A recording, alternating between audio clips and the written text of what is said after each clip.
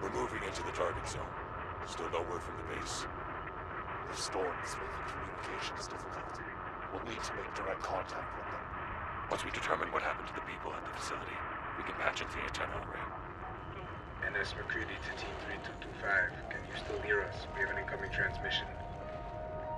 Copy. Patch it through. UIU to GOC operatives. Uploading real-time data with you from surviving agents within the SCP Foundation's Area 12. The O5 Council is no longer communicating. We are preparing for fault line protocols. We understand, UIU. Hold the light. And we shall watch the dark. Good to be on the same team.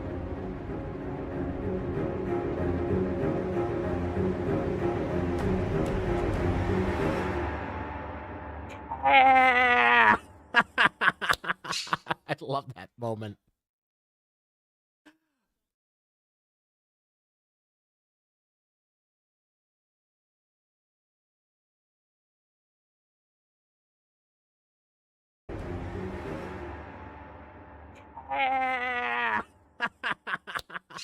I love.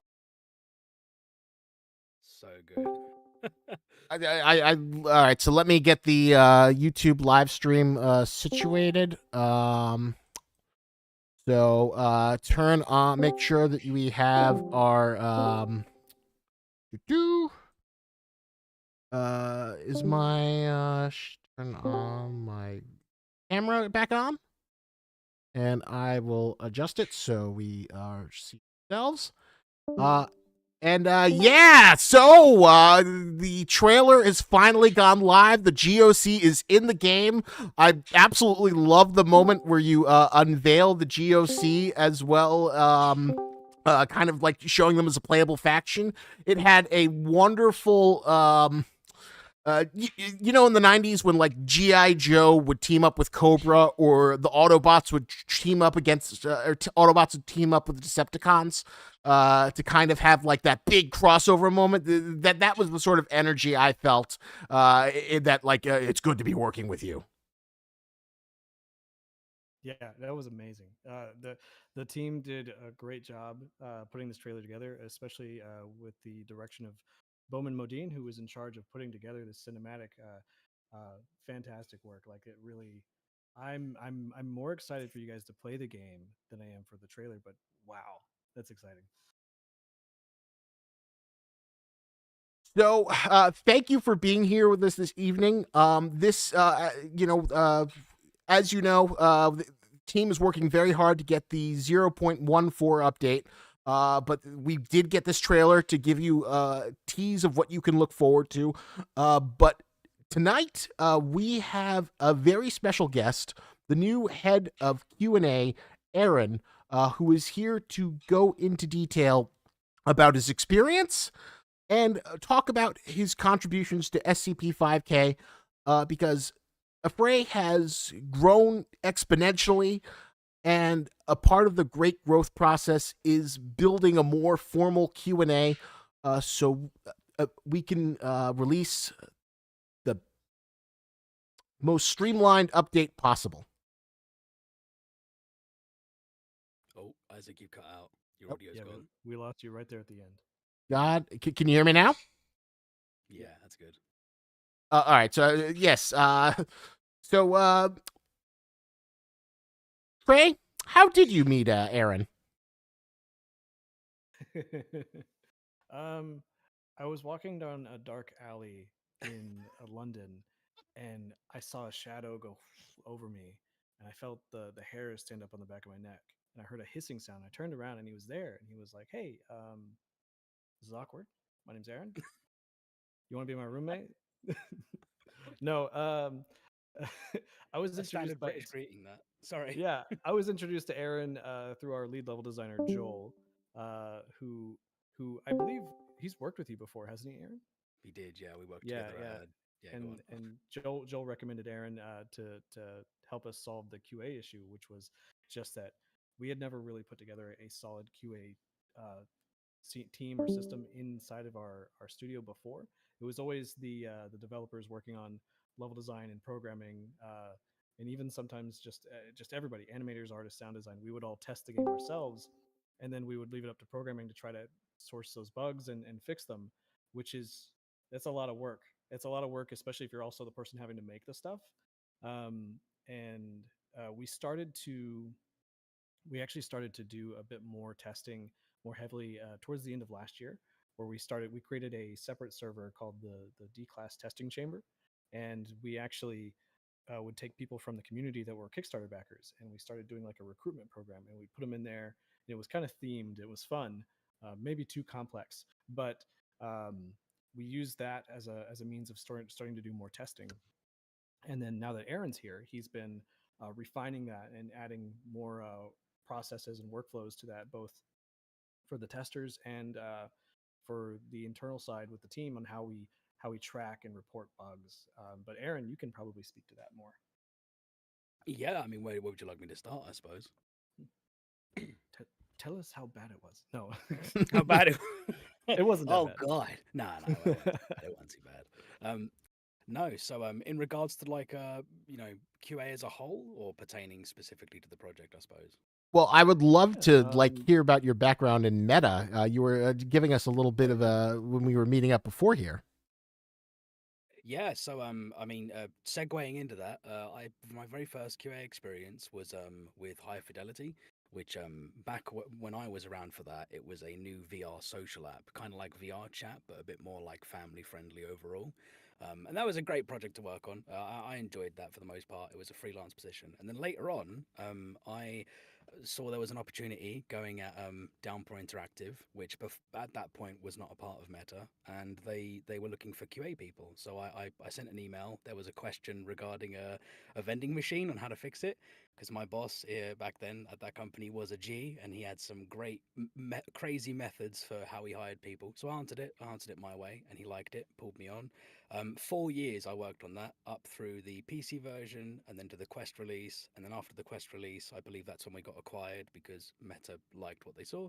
And I worked on that all the way through until around March 2023 of last year. And it was a fantastic project. I still love the game to this day, although I admit I haven't played VR as much. Life gets in the way. But yeah, that was my experience, generally speaking.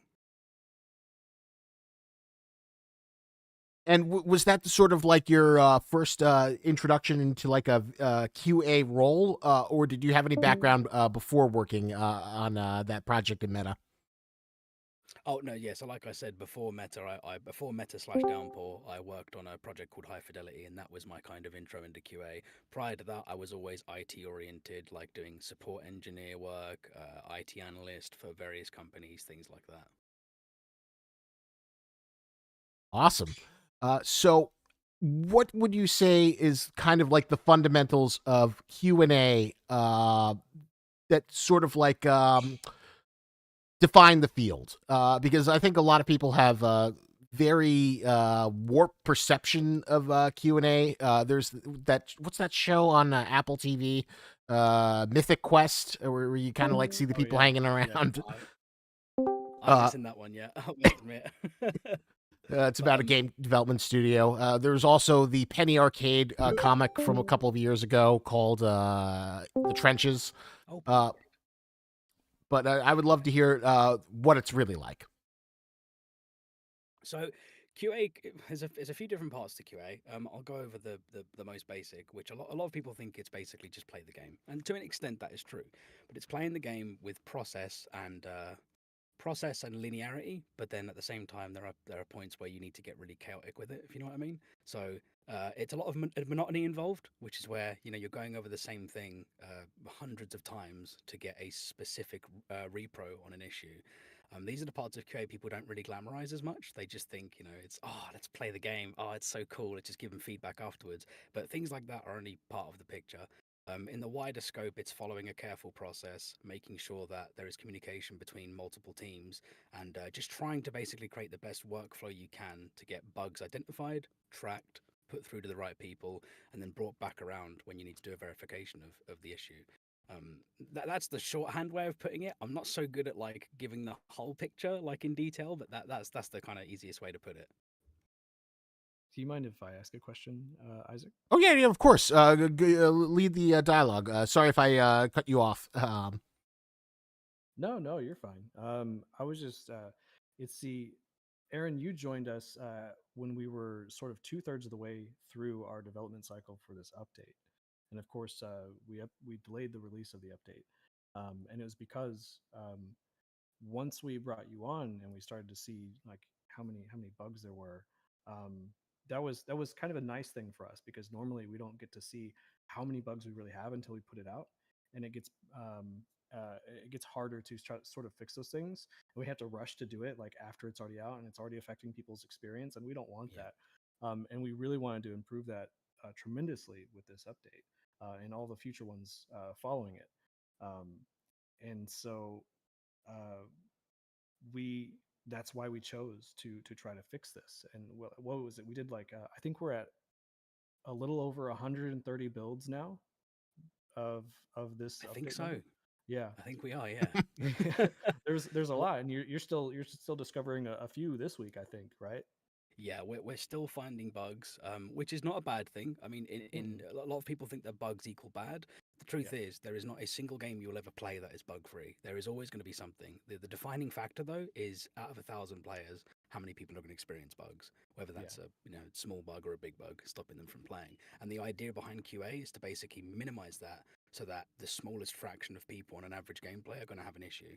Um, of course, it does depend on the type of project. Like if it's a multiplayer or it's especially competitive, then there's going to be more focus on making sure there's nothing that, even if it's small, it could be an exploit. But yeah, but obviously with this project, it's not. Thankfully, it's not as much of a competitive scene. It's more of a campaign-based situation, which has its Mhm. own challenges and hurdles. But yeah, no, sorry, I'm Yeah. getting Well, tangent. well, what I was hoping that we could kind of explain here was because we'd never had a proper QA before. We've had bugs, and we're always going to have bugs, like you say. Like every game has them. But we've had a lot of like lingering bugs that we've been trying to like hunt down and fix while we're also making the game in the past, and that's been difficult. And so when you joined, you were actually giving us the ability to locate and sort of smoke out all these bugs. Actually, one of the terms you guys use is smoke Yeah, test. But um, that's the thing I wanted to make clear is that we were able to sort of tackle all of a sudden a lot of bugs that have been plaguing us for a long time, not just with this update. But once we started fixing some of the things with your help, the solutions and the problems to those other things that we've been hunting for a long time also became very apparent, and we were able to like, well, let's fix this. A lot of those things were the networking and party system stuff. But yeah, I just didn't know if you wanted to talk about that a little bit, and what kind of an experience that was, because you kind of just you like lifted up a rock and there was just things. Yeah, it's like being a fumigation service, walking into a house and like lifting up the carpet and seeing a bunch of like bed bugs, right? Yeah, no.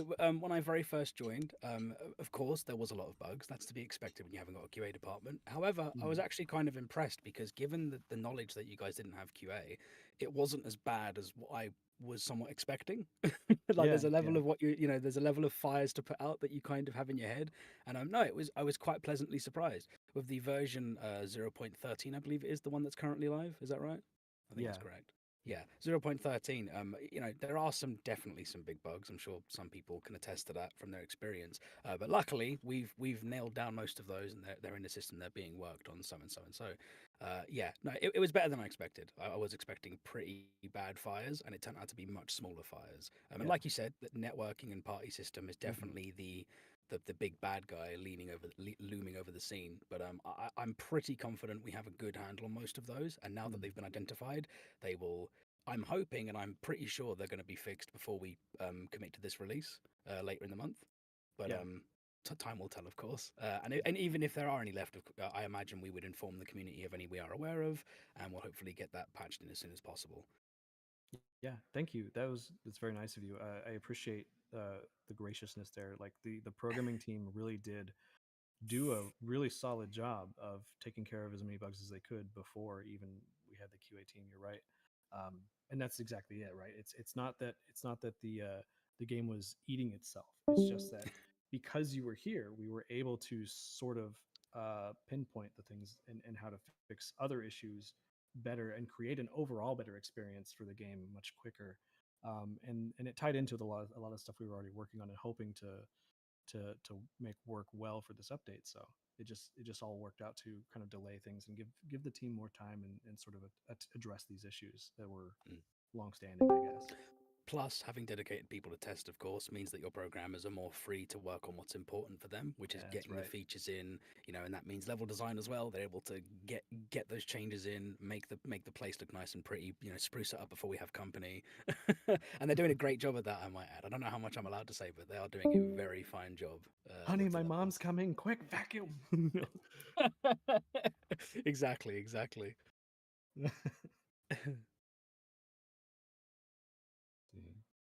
So I guess I'm kind of curious. What would have been the worst case scenario that you could have come in? I'm glad to hear that the game was not like as bad as it could have been. But what were you afraid of potentially? Oh, well, I've seen some. I don't know what I'm allowed to talk about in terms of prior experience, of course, NDA and whatnot. But I've seen some pretty bad bugs in my time. So generally speaking, I was worried there would be a lot more networking issues than what existed in 0.13. Early access, of course, right? People naturally think when it's early access, it's well, people should really, in a way, expect a buggy project in an early access because it's still early, it's still being worked on. It's like getting a glimpse to play an alpha or a beta of a game right before the release.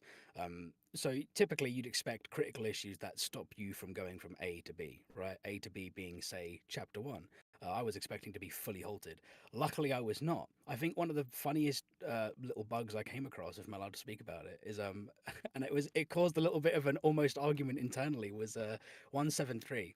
My first time playing the game, I did not run into 173, and I told Joel this, and Joel was like, "No, you saw him," and I was like, oh, I've played Containment Breach, so I know what 173 should roughly look like, and I didn't see that at all. I didn't see anything like that. No, you saw him, trust me. Later on, it took a couple days when I finally got back onto the project and was having a look, and I spotted 173. It turns out I'd managed to find a small bug where you can skip him entirely, and I just thought that was so funny because it was this point of contention between us where level design was like, "No, you definitely saw him. Don't be silly." And I'm like, "No, I didn't." And yeah, it turns out it was a very very rare instance where you can skip him. So yeah, that's a small bug though comparatively. Yeah, like I said, anything that stops you going from A to B. Luckily, nothing happened of that regard. I did experience, of course, some bugs, and I'm sure many community members can speak upon that. There are things like I think someone mentioned endless spawning in Outpost. I can't say I remember that one specifically right off the top of my head, but thinking about the chapters, yeah, there's issues with the ammo system, which I think is well known now. Issues with like for example, picking up different guns and having the ammo kind of change for that weapon, and thing again, networking party being a big one, where there was just general non-parity between the host and client, which we're working really hard. Programmers in particular are working very hard to get that sorted out, despite how Yeah. complicated it is. And QA, of course, myself and Zachary on the team are tirelessly working away to identify those bugs and track them and give as much information to the devs as possible. Yeah, and it's Mm. invaluable. You're right. It does give more time to the programmers to actually work on the implementation and sort of working on the things that they need to put their attention on. That actually happened last night. Normally Oh, around this time frame for an update period, they'd be just like the technical director of Barney. He would be focused on just getting everything set up and implemented, and he wouldn't have time to stop and go, why isn't this working? Um, and we have this weird thing where ragdoll, whenever that happens to enemies, specifically monsters, especially with 12.6.2, when the spitters, the vines, yeah. they're supposed to be just hanging in one instance and just doing this, and they're just simulated by physics. But for some reason, they're sitting there doing this the Yeah, whole time. yeah, And the and wiggle. we were yeah, and we sat there for a while, and Barney like went through it, and we also like if the other monsters are ragdolled, they'll also sit there and just needlessly jiggle like they're Jello, Yes. right? Like someone's just jiggling the plate. And he found the solution. Now, the downside is the solution requires too much of a change to do for this update, but it'll go into probably a hot fix or the patch after this. But he found it, and he was able to find it because he had the time to look for it, which is great. But by the way, him fixing that right now for this update is exactly the kind of thing that we have to avoid. Because if we add too much new content or make a big change to the code or a model or a behavior, even if it feels like it would make it better, we have to hold that back because that can affect all the other systems and create new bugs. to Yeah. where things just break and we don't know about it until after it's out there. So um, it's complicated. You have to kind of be careful about what decisions you make and when you change something, and you have to have a cutoff point. We have a thing called hard lock in the development phase, where it's kind of like a pencils down, test over kind of situation, because we have to have time for the programmers to implement all the new stuff, and that happens after the hard lock. Because if we add stuff after that, then it makes it almost impossible to avoid new bugs, which makes Aaron's life miserable. Yeah. Very much so, yeah. Oh, let me turn that stream off, by the way. There we go.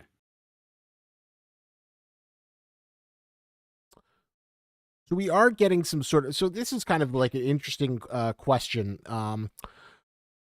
What do you sort of like find bugs that are fun, like ragdoll physics, or bugs that break the game? What is the sort of discernible limit? Because people were asking, when are we going to get Gmod physics? And instances where you do have unintended fun from bugs are great, but I guess you, as the professional bug finder and fixer, um, what is the line between fun and unplayable?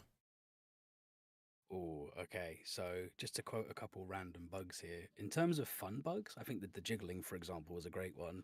Another fun bug would be, and I think this is already well known, and I think it's in 0.13 currently, is where you can basically. Oh, sorry, I just saw your chat. Yeah, one of the fun bugs that I've found, which I didn't know about, but I think it's already in 0.13, is that if you have a powerful enough weapon, you can shoot your friend's head off. And forgive me if I'm wrong. I think this might be kept in the game. I'm not sure, intentionally, because it's just such a fun little bug. It's like something that it doesn't usually happen very often, right? Where the player stays alive after having a limb or a head missing. But that's a good one. Yeah, someone's saying they see it as well. That's one of the fun bugs. That's something that I'd say is like it can add to the game experience overall. Because yeah, it's a bug, but it's not like it's not going to break the game. It's not going to affect the experience that much. It adds a little bit of comedy, if anything. Bad bugs. I think one that annoyed me, like I say annoyed, but this is before I joined when I was just playing the game to research it.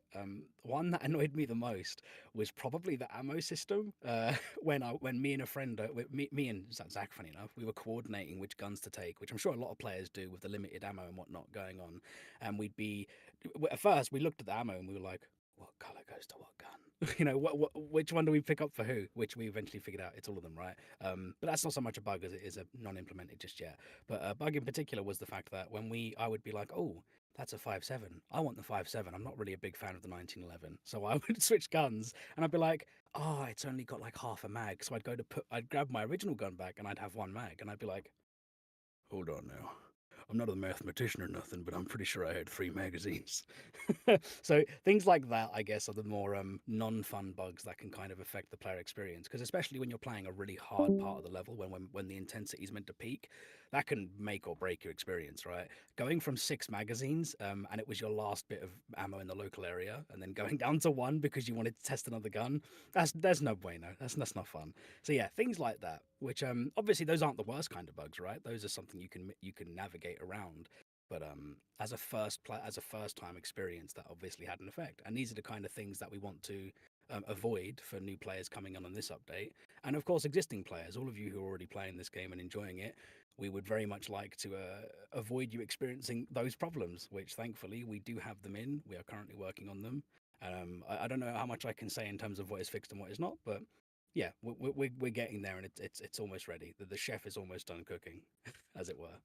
I want to share a funny bug that I encountered actually yesterday, which was it's with the door squid because of the way his system Yes. works on grabbing things and pulling them in. Um, there's a weird thing. I don't know if this was fixed yet. So you might encounter it yourself. I've got a video of it. I might give it to Isaac so he can share it later. But I ran into this weird scenario where the door squid was on a wall in a hallway, and there was a gun floating behind past the door in the hallway, and it was sitting there and it was turning, it was doing its thing, and then it saw me and started shooting at me. And it was because it there was a mix up with the code somehow, where I guess the door squid had taken the model and pulled it in as if it ate the character, but the characters didn't register that it had been eaten, but the gun was still there. So the character was still behaving and shooting, but there was no model for the character. So I just had a floating gun aiming at me, and that was a little spooky. But Okay, so I've had the floating gun before. I'll admit I haven't had it in relation to the door squid. The ones that I witnessed with the door squid that made me laugh was one of the first times we did it, which I think was actually like no, it had to been before the trailer recording, when Laura goes, "Oh, door," but yeah, no, one that we noticed was the tongue acted like a punch, like a falcon punch. So Yeah. when we was playing it and we was recording for a bug, we would just have the tongue like the door squid would come out, scare the crap out of us, and then it would just punch me. And from my view, I mean, I got eaten. But to Zachary, I've been flung like I've just been punched by One Punch Man, across the whole map, which is quite funny. Yeah, I Yeah, that's like. the kind of one. Wow, just out of context, telling people you got tongue punched by a door squid. Oh wow. um, Yeah, yeah. there was a question I just wanted to answer real quick that was in the chat, which was if the area we saw at the end of the trailer would be a separate mission campaign or a continuation of Area 12. It's kind of both. Um, the Antarctica map is a separate mission, but it's an intermission that happens between Act One and Act Two of the campaign. And I believe we're going to try and use that same map for a variation of it that's like included in another game mode as well. But it is, as far as what we're teasing in the trailer, that is part of a map that is part of the campaign, even though it is a different mission with a different faction. So I am kind of curious to ask. The door squid seems to be like a potential pro. I mean, it's really cool. It's super ambitious, but it seems like a nightmare of design and bugs. How has it been getting the door squid whipped into shape? What kind of funny things have you run into? Trying to get this bad boy out and ready for the wider public. Honestly, by the time QA got a hold of the door squid, I think it was being developed before I arrived. So I think Yeah. the program has already done some testing on that. It was in pretty good shape, honestly. I didn't get to see it when I first joined, but it was actually recently where it started to get implemented, and yeah, it was pretty well fleshed out. I got to admit, I'm quite surprised. You guys did a good job at testing it on your own. The only issues I experienced would be, like I said, the tongue punch, as weird as that sounds. And maybe a couple ragdoll issues, right? Where like it tries to grab the player and the ragdoll doesn't quite work correctly, so it kind of acts a bit funky. But yeah, beyond that, the functionality is really good. I'm quite surprised by it. I think there is one funny bug that's still there, which is being worked on, which is if you manage as a second player to get around the tongue and get inside the doorway, you can fall through the map, which is quite hilarious. Because I don't think many people would think to just run into the danger. That might actually already be fixed. I'll have a look at that actually after this because I want to double check. But yeah, that's a funny one to me. Is it possible for the door squid to leave the door? Has the door squid ever ejected out of it from a very loyal community member, ex Dreeper? It is. So, It is. oh, Oh, go on, sorry, Trey. sorry. No, I'll let you answer. Yeah, there's two answers to that. So far as the game is concerned, mechanically, it does not leave the door. So far, but For now. who knows? But canonically, it can leave the door because you may end up coming across at some point a cavity where they once were. But that's about all I'm giving you.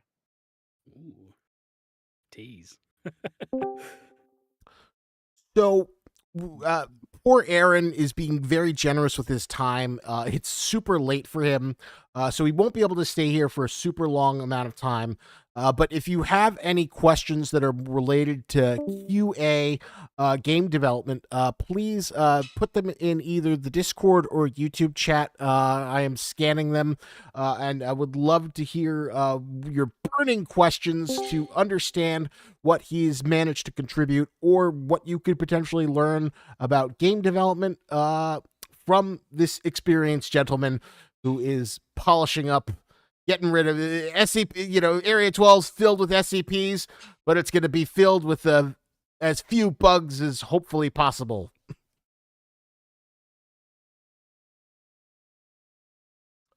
So Sturban asks, what is the biggest problem that you encounter when working on a new update? Ooh, that's a tough one. It might be a boring answer, but trying to think, right? Because there's a few big ones that I've seen, but I'm trying to think which one's the worst one we've had. People responding to emails. People responding to emails, yeah.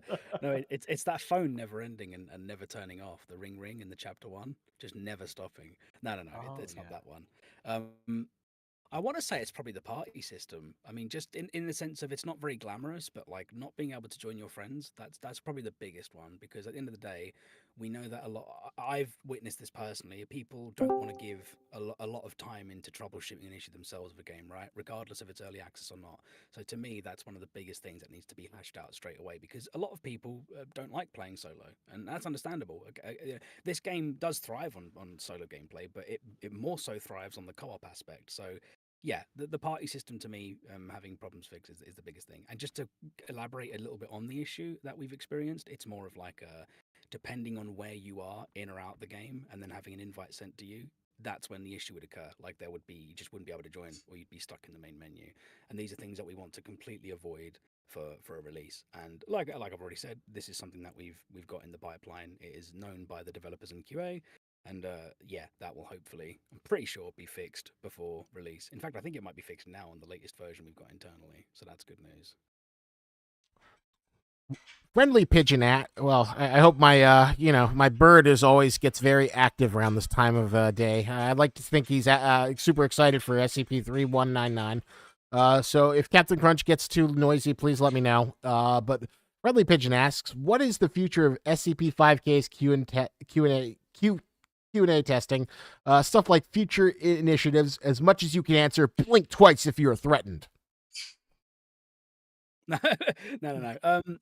In terms of the feature testing, I mean, it kind of just goes in a cycle really for each patch. So I don't know if I can speak on anything new other than we are currently in the mix. So I mean, this is something I'm sure I'm allowed to say. I was thrown into the fire, as it's been said internally, as I came in halfway through the update's progress, or rather the later end of the progress of the patch. At the minute, we're running with very makeshift processes, which of course is something you would just do as an emergency to make sure things are, were flowing as good as it can. For the next update, we're hoping to have a lot more process set up in the literal sense of like, for example, we'll have phases of testing, right, from the very early beginning of a patch cycle all the way to the end. I don't know how familiar you are with QA processes, but we typically do things like for example, during the hard lock phase, when all the changes are in and nobody's meant to touch anything, to avoid more fires, we would only be working on verifications and committing ourselves to certain types of testing. I believe Trey mentioned earlier about smoke tests, and that is our way of basically going through every single part of the game that we can through a kind of player perspective and a QA perspective. So we would kind of player A to B as a player, and then we'd also go through it in the sense of a QA person where we try and just break anything we can. This means running into every wall at certain times. This would mean firing every gun in certain areas to double check audio, like, does this gun match with the size of the room, depending on the engine. In SCP's case, 5K's case, I believe it does. The size of the room and the type of environment affects the sound coming from the gun, things like this. So yeah, we would go through things like that towards the end. In the earlier phases, it would just be about supporting developers throughout the process. So if they're working on something exciting and new, we encourage them usually to basically, come into a voice chat that we're in this case, and be like, hey, we're working on this, ABC. Could you come in and look at ABC? And we would. And that's generally the process. Very shorthand explanation of the process. Good explanation. Extrabyte asks, in Q&A, has there been any pieces of content you've had to cut out yet? If so, what's your favorite one so far? Oh, had to cut out. I don't think anything that we've liked has been cut out. I think it's only been negative things. I think there was some map areas that had to be cut. I think that would be something that I'll miss. There's a few things in certain areas that had to be cut, and that was for the sake of making the flow work better, to get that intensity just right between certain moments. So at the end of the day, the decision is appreciated, but part of me will be sad to see them go. Now, that's as much as I think I can say. Durban has a very interesting question. I think would probably hit you both up very well. Are you going to add an option for microphone proximity voice chat? Me and my friends absolutely love voice chat in SCP-5K, but holding the button to talk while playing is really hard. Sometimes the mic button doesn't even react to it. An issue for more than 3 of my friends. Trey, I will leave that to you. Can you still hear me? Yeah, we can hear you. Yeah. I also find it kind of frustrating sometimes to have to use the button to do the voice chat in the game. Um, that's definitely something we've talked about, but we haven't come up with a concrete answer yet on what we're going to do about it. But we have been looking at it. If it's good to know that you're having a bug with it, though. I think we have an avenue, proper channels to report bugs on our community server here as well. Uh, if you can share any information you can with QA through that bug channel, that'd be great. And I believe in this next update when we release it, I don't think it's something we're doing just on the developer end, but whenever you go to the pause menu now when you're in game, there's a little icon in the bottom right corner. It looks like 173. You can click it, and it will just automatically copy to your clipboard some information about the game you're playing. That'll make that a little bit more helpful too. So there you have it. More tools so you can help and become unofficial QA testers yourself, working indirectly for Aaron. White Souls asks, do you plan to add a level design regarding the screen SCP? I've seen a lot of people being confused about how to face him since they don't know what type of SCP they are facing in Chapter 2. I guess that is sort of like a level design question in terms of how do you know when something is a bug versus something that needs to be changed as like reworked for player clarity? That's by working with QA and comparing notes on the design docs and the level briefs on what the intended vision or the goal or mechanic is for a space, and Aaron will be informed of all those things with all of our new stuff, and he'll be aware of what the plan is in the vision so that he can know the difference. That because that's something he has to know because he'll react to things in that way. Yeah, I mean, just to tag on to that, when it comes to like QA versus design, I mean, the only situation I can think of where QA would have be a part of a change is when we give feedback as to how fun it is, because at the end of the day, programmers burn. I mean, everyone, all the devs burn themselves out on already doing what they do with the game. And QA's job is to kind of look at it from, again, the professional perspective, but also the how does it feel? Is a player going to enjoy this? We have to be brutally honest when we feel like it falls flat, right? So I think we did. I don't know how much I can say, Trey, of course, about the project, but we did have a moment that fell a little bit flat and caused confusion. So we gave feedback cans? to that. Oh, I didn't think of that one. No, Yeah, I was going to thinking suggest that would be a good example. You can that tell them would be about a the good. gas can thing. Go for it. Okay, yeah. So there was there's some gas. I try not to go too deep in information here because I want it to be a surprise to the players when they play it. But there is a new map and it has gas cans involved in it, similar to Chapter 1. However, a difference in this for the gameplay element is these are larger gas cans. These are gas cans when the player is when in the future it's going to be different, but for right now, when the player's got the gas can, is the one gas can they can hold. They cannot pick up multiple. That is where we're going with it. And there was the way the game worked at the time was that the player could just hoard them. They could. Oh my grab God! gas There we cans go. And run. Yeah. Sorry to interrupt you. I was like struggling. How do I adjust it so it's only us in the video and it doesn't? I don't have to keep on resizing it, and we don't look terrible. But I finally found the solution. Sorry, you were saying about the gas cans.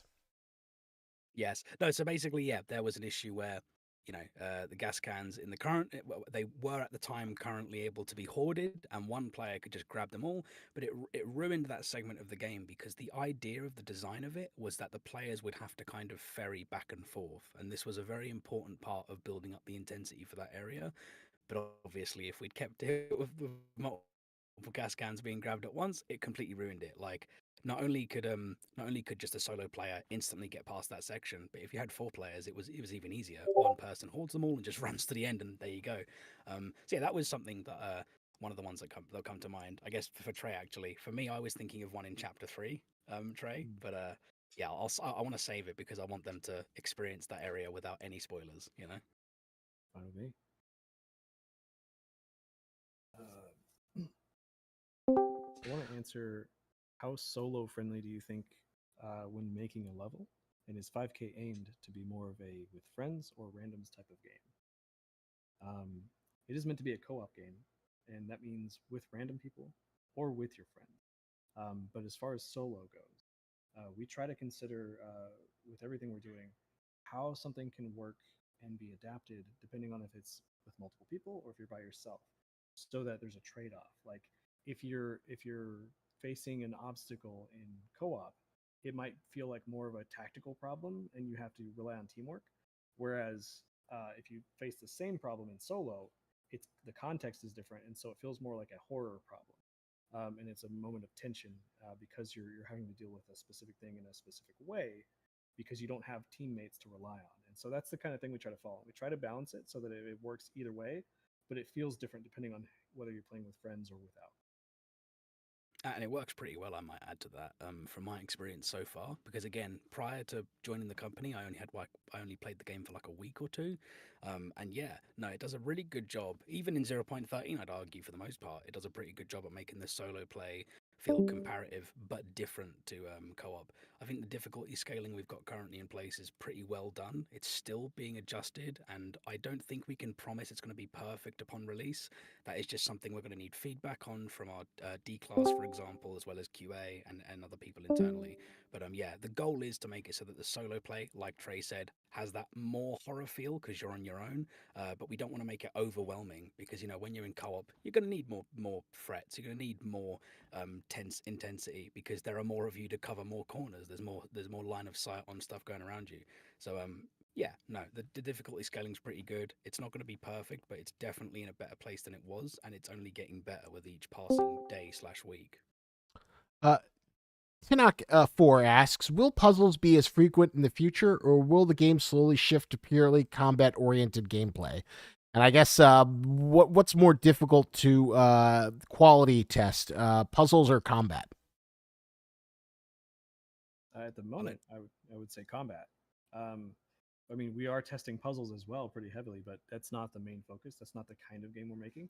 Puzzles are more like a supplementary obstacle, another element to the game. They're not one of our main pillars. We're actually trying to find ways to come up with more diversity and puzzles that are interesting but aren't overly complex, because they're not the point, right? The puzzles should be pretty easy to figure out, but what makes it challenging is what you have to go encounter through the process of solving that puzzle. So if you know you're in point A and you want to get to point B, that should be pretty clear. That should be understandable. It's a process, but you know how to solve the puzzle pretty quickly. But what makes it challenging is like, oh, there's a bunch of 3199 instances between me and point B, and how am I going to get to there without dying to be able to do the thing? That's what makes it challenging, and that's what kind of makes it a puzzle that relies on the combat, and that's what we want to do. I would tag onto that, by the way, from a QA perspective. So the puzzles, I would argue, are harder to test in the sense that there are more strange bugs that come up.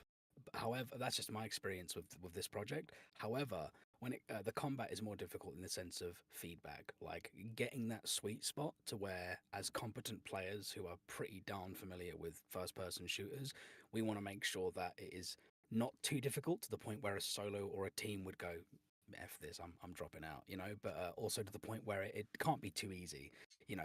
We do understand that sometimes there are players who are just savants at shooting and are going to be able to pop off a bunch of guards or vine enemies without even breaking a sweat. But the idea is for the average player and the kind of general skill set you'd see in the average player that is familiar with FPS games. We want to make it so that it's you break a sweat, but you don't get so frustrated you want to quit. You might fail once or twice, maybe, if you're not as skilled of a player, or it's just a bit of a RNG situation where you got tapped by an enemy too fast, right? But yeah, it should never be to the point where it's too difficult, and that's one thing that makes combat harder, is getting that sweet spot. Because puzzles, at the end of the day, with puzzles, there is a sweet spot with puzzles, but it's a lot more clear cut. You can, Are you giving the player enough information? Is the puzzle completable? If they do it in a different way, is it going to break it? Very simple general things, but then with combat, there's so many factors around the the difficulty, which bring up a lot of issues. So yeah. Yeah, and I was going to say to add on to that as well, was just that what's especially hard about combat is because it's subjective. Like you kind of touched on that already by saying, some people are like savants at the game with tactical shooters. Um, you might have somebody that prefers, like, preference is a thing that we have to worry about. And at the end of the day, sometimes we just have to make a call and say which one do we want to be? Do we want this to be challenging, or do we want it to just be fun? And Mm, so we've tried to sort of have different moments where you get some of or more of or less of that, depending on the area or what's happening. But we also have to try to be consistent too. So that's the tricky thing, deciding what kind of an experience you're going to get, because everyone has their own opinion about what they want. exactly.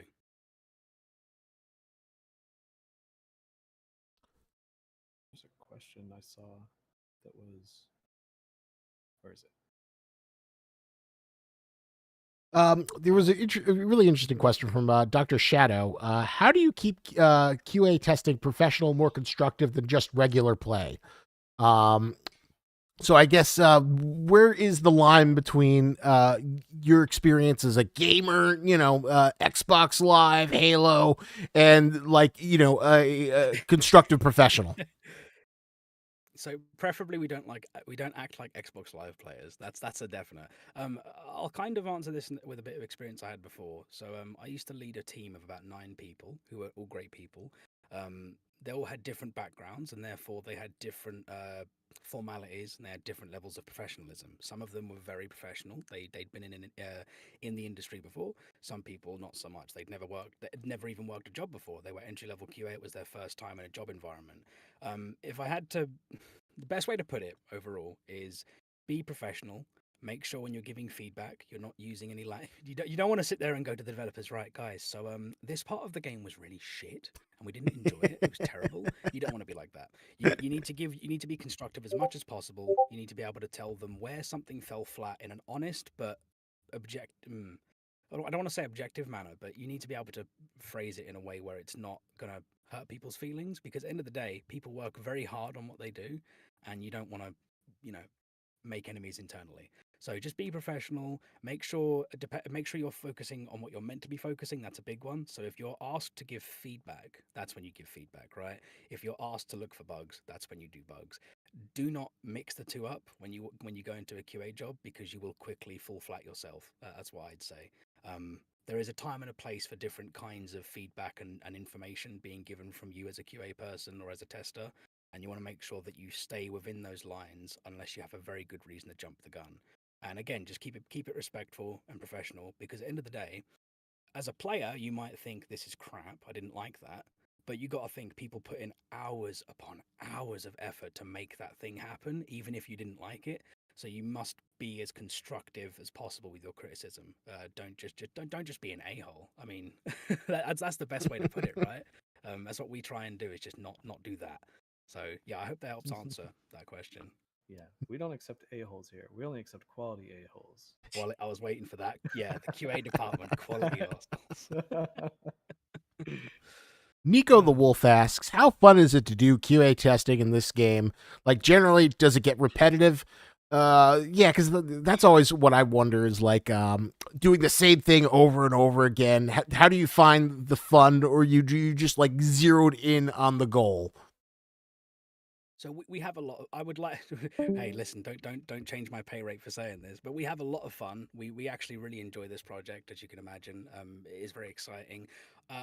This and the last project I worked on before, I've had a lot of fun with. But no matter how much you love a project, you will hit a point where you start to not hate it, but you hate the testing aspect of it. And that's because sometimes it's really fun. Like, you'll just be, like I said, with smoke testing, part of it is giving the user experience, going through a level from A to B and just having fun with it. That's great.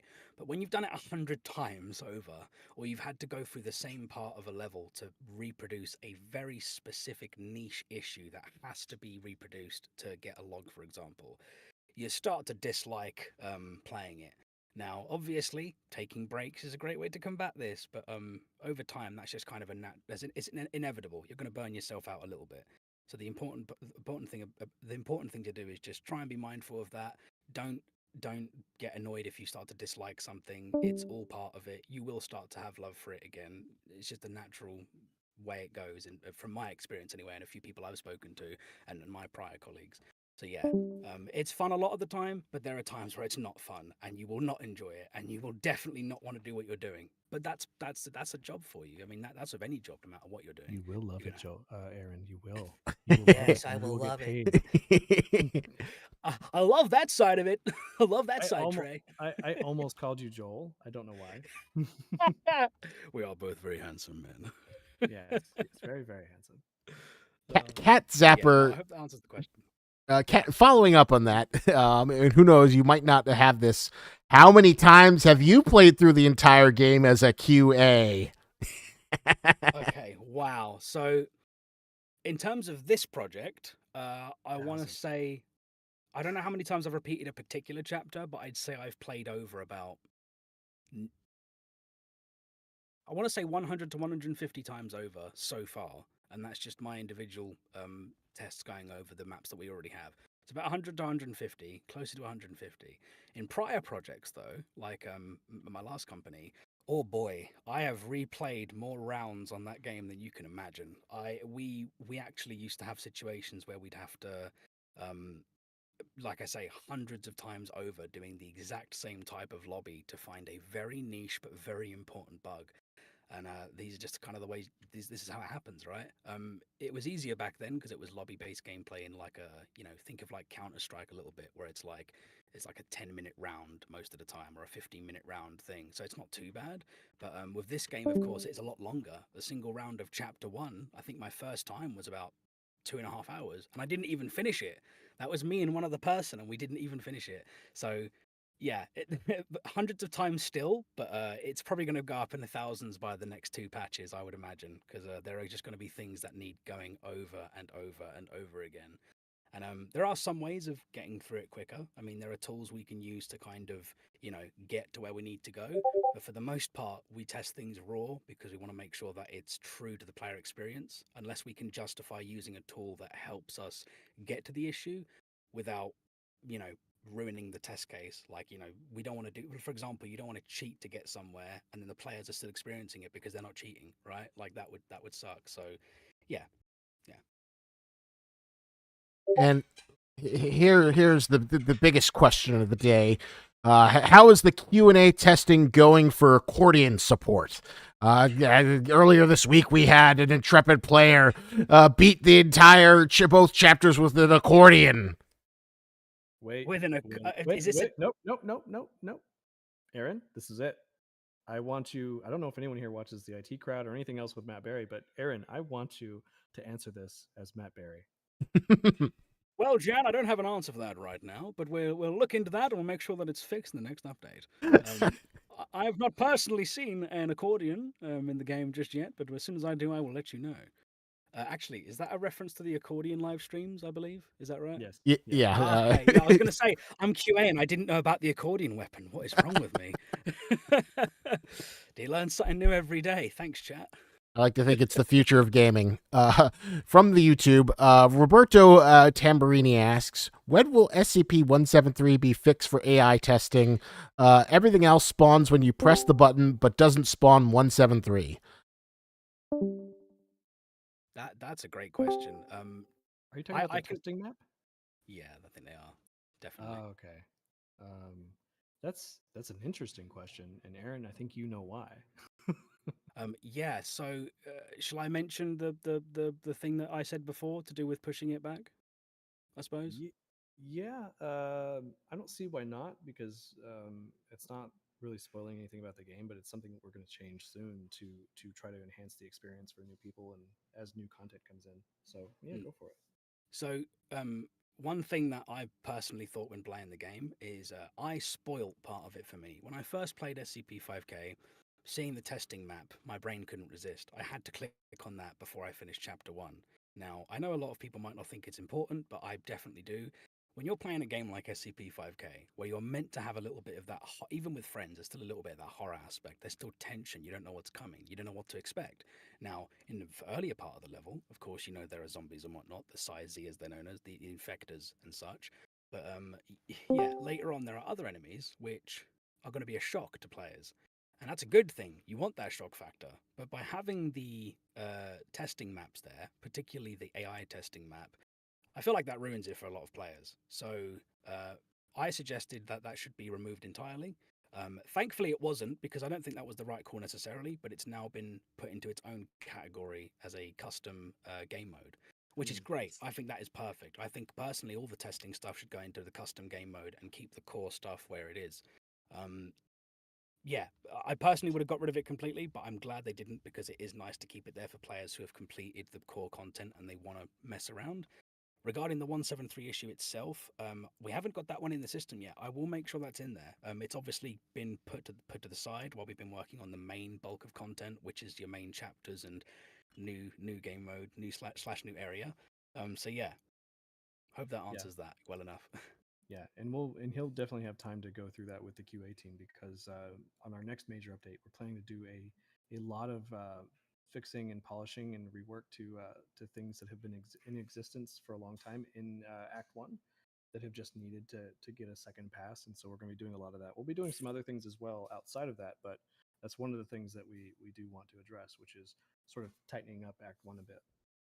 Uh, Alex Holopitter asks on YouTube, how small does a bug have to be for you to ignore it or put it off for the next update? I know you might not want to, but squashing every minuscule bug doesn't seem efficient.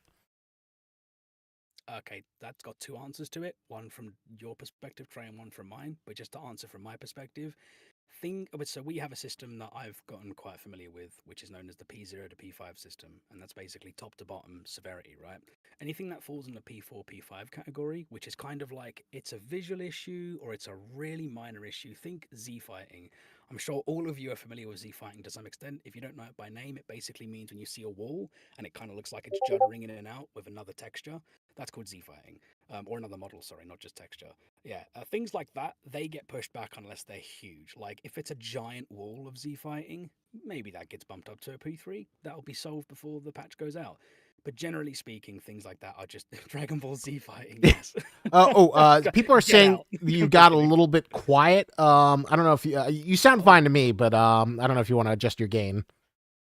Yeah, I'll turn that up. How's that? Ooh, that's a very good voice. I prided myself go, if. thank All right, get back to the Z fighting. Sorry. Yeah, so with issues like Z fighting, as an example, there are loads of things that could be considered P4, P5, in my opinion. But Z fighting, thank you, Sturban, appreciate that. Yeah, they're issues that could be pushed back. In my view, in my opinion, as long as something isn't like glaring, it can be pushed back. But Trey, you might have your own answer to that because, of course, from a design perspective, there are some things that you like, key moments where you might not want those little issues because they'll detract from, the intensity of a situation or like the reveal, right? It depends, right? Because you have things like the P0, which is like the showstopper, right? Um, Yeah. that's the obvious thing that becomes the priority. But even small things, you're right. Sometimes there's things that we're like, oh, this isn't really a big like game breaking bug, but it is integral. The how it affects like the experience. But we're in a situation where because it's a game that's in early access, we kind of actually have to choose like our battles, so to speak, and go, well, this is affecting the experience overall, but it's also not the finished game. So the sad part is that sometimes you just have to make the call and say, well, we'll just pull this back and we really need to focus on these priority things that are game breaking, and we'll come back to this in a hot fix or patch or the next update. And that's why often you see that progress feels like it's slow. But we're working on things, but it's this sort of back and forth of which thing are we going to fix next because we can't go, oh, okay, well, we fixed the critical thing and now we've got time. We could fix this small thing. We're not ready to release the update yet. We've got a week. No, because if we fix that small thing, then we might introduce new bugs. And so that's why those things get kind of tabled. So yeah, sometimes it would be nice to focus on the smaller stuff, but sometimes you just can't. Yeah, I think Kat Zappa said it best. Bugs breed more bugs, and that's true. Sometimes fixes breed more bugs. That's something a lot of people don't know about the industry. Is that people complain about a game and go, "Oh, this bug really pisses me off," and it's like, yeah, but if they fix that, it introduces about 10 other things that you weren't expecting, and will just degrade the game more than leaving the one bug in there for now. Yeah, well, Especially that's. true. Oh, sorry. Oh, sorry, I thought you were. No. So I was going to say that's especially true of projects which start out indie and they have like a certain standard for, say, their internal code, and then when they expand, which happens a lot, they eventually have to go through like a refactor where they have to go in. They go into like opening the bonnet of a car and the hood of a car and just ripping out the internals and replacing it. It's like that. So there's a lot of growing pains from going indie to a large company, and in that process, things that annoy the community that are small end up creating bigger bugs in the bigger picture, which is sad, but it's an eventuality, unless you're somebody who worked on a game from Go who knew all the right processes, which is unlikely because nobody does. That's just how it is. Mhm. It's never going to be perfect, and there's always going to be reworking required. Yeah. Yeah. Well, the same way that you said that sometimes fixes cause bugs, the main thing that really causes bugs often is just adding the new content. Adding new Mm. content to a game is like introducing a non-native species to a new ecosystem that it's not a part of, and you might find out that it's very invasive. Um, and especially the way this works, because I think I saw someone say something like, did they not know that these bugs were there the whole time they were working on it? No, we didn't, because remember when I said the hard lock thing? We have a whole timeline where we're working on content, and then at the end point, when the programmers are done doing the prototyping and the behavior, we've got animation, we got sound, we got models, we got textures, everything's been worked on. It's all packaged up and we're ready to start implementing it. And we've been implementing things along the way, but once you start implementing things and putting them together in the same branch or the same build of the game, once you put those non-native species together in this new ecosystem, then suddenly then the bugs come up. And that doesn't happen until after the hard lock, and that's usually like a few weeks to a month before the release date. And that's when the really big bugs come up. And that's why we don't always know about these things until we add things, because just adding a new monster or a new gun or a new faction, a new level, anything we add to the game will make new bugs. And so it's just an unexpected thing.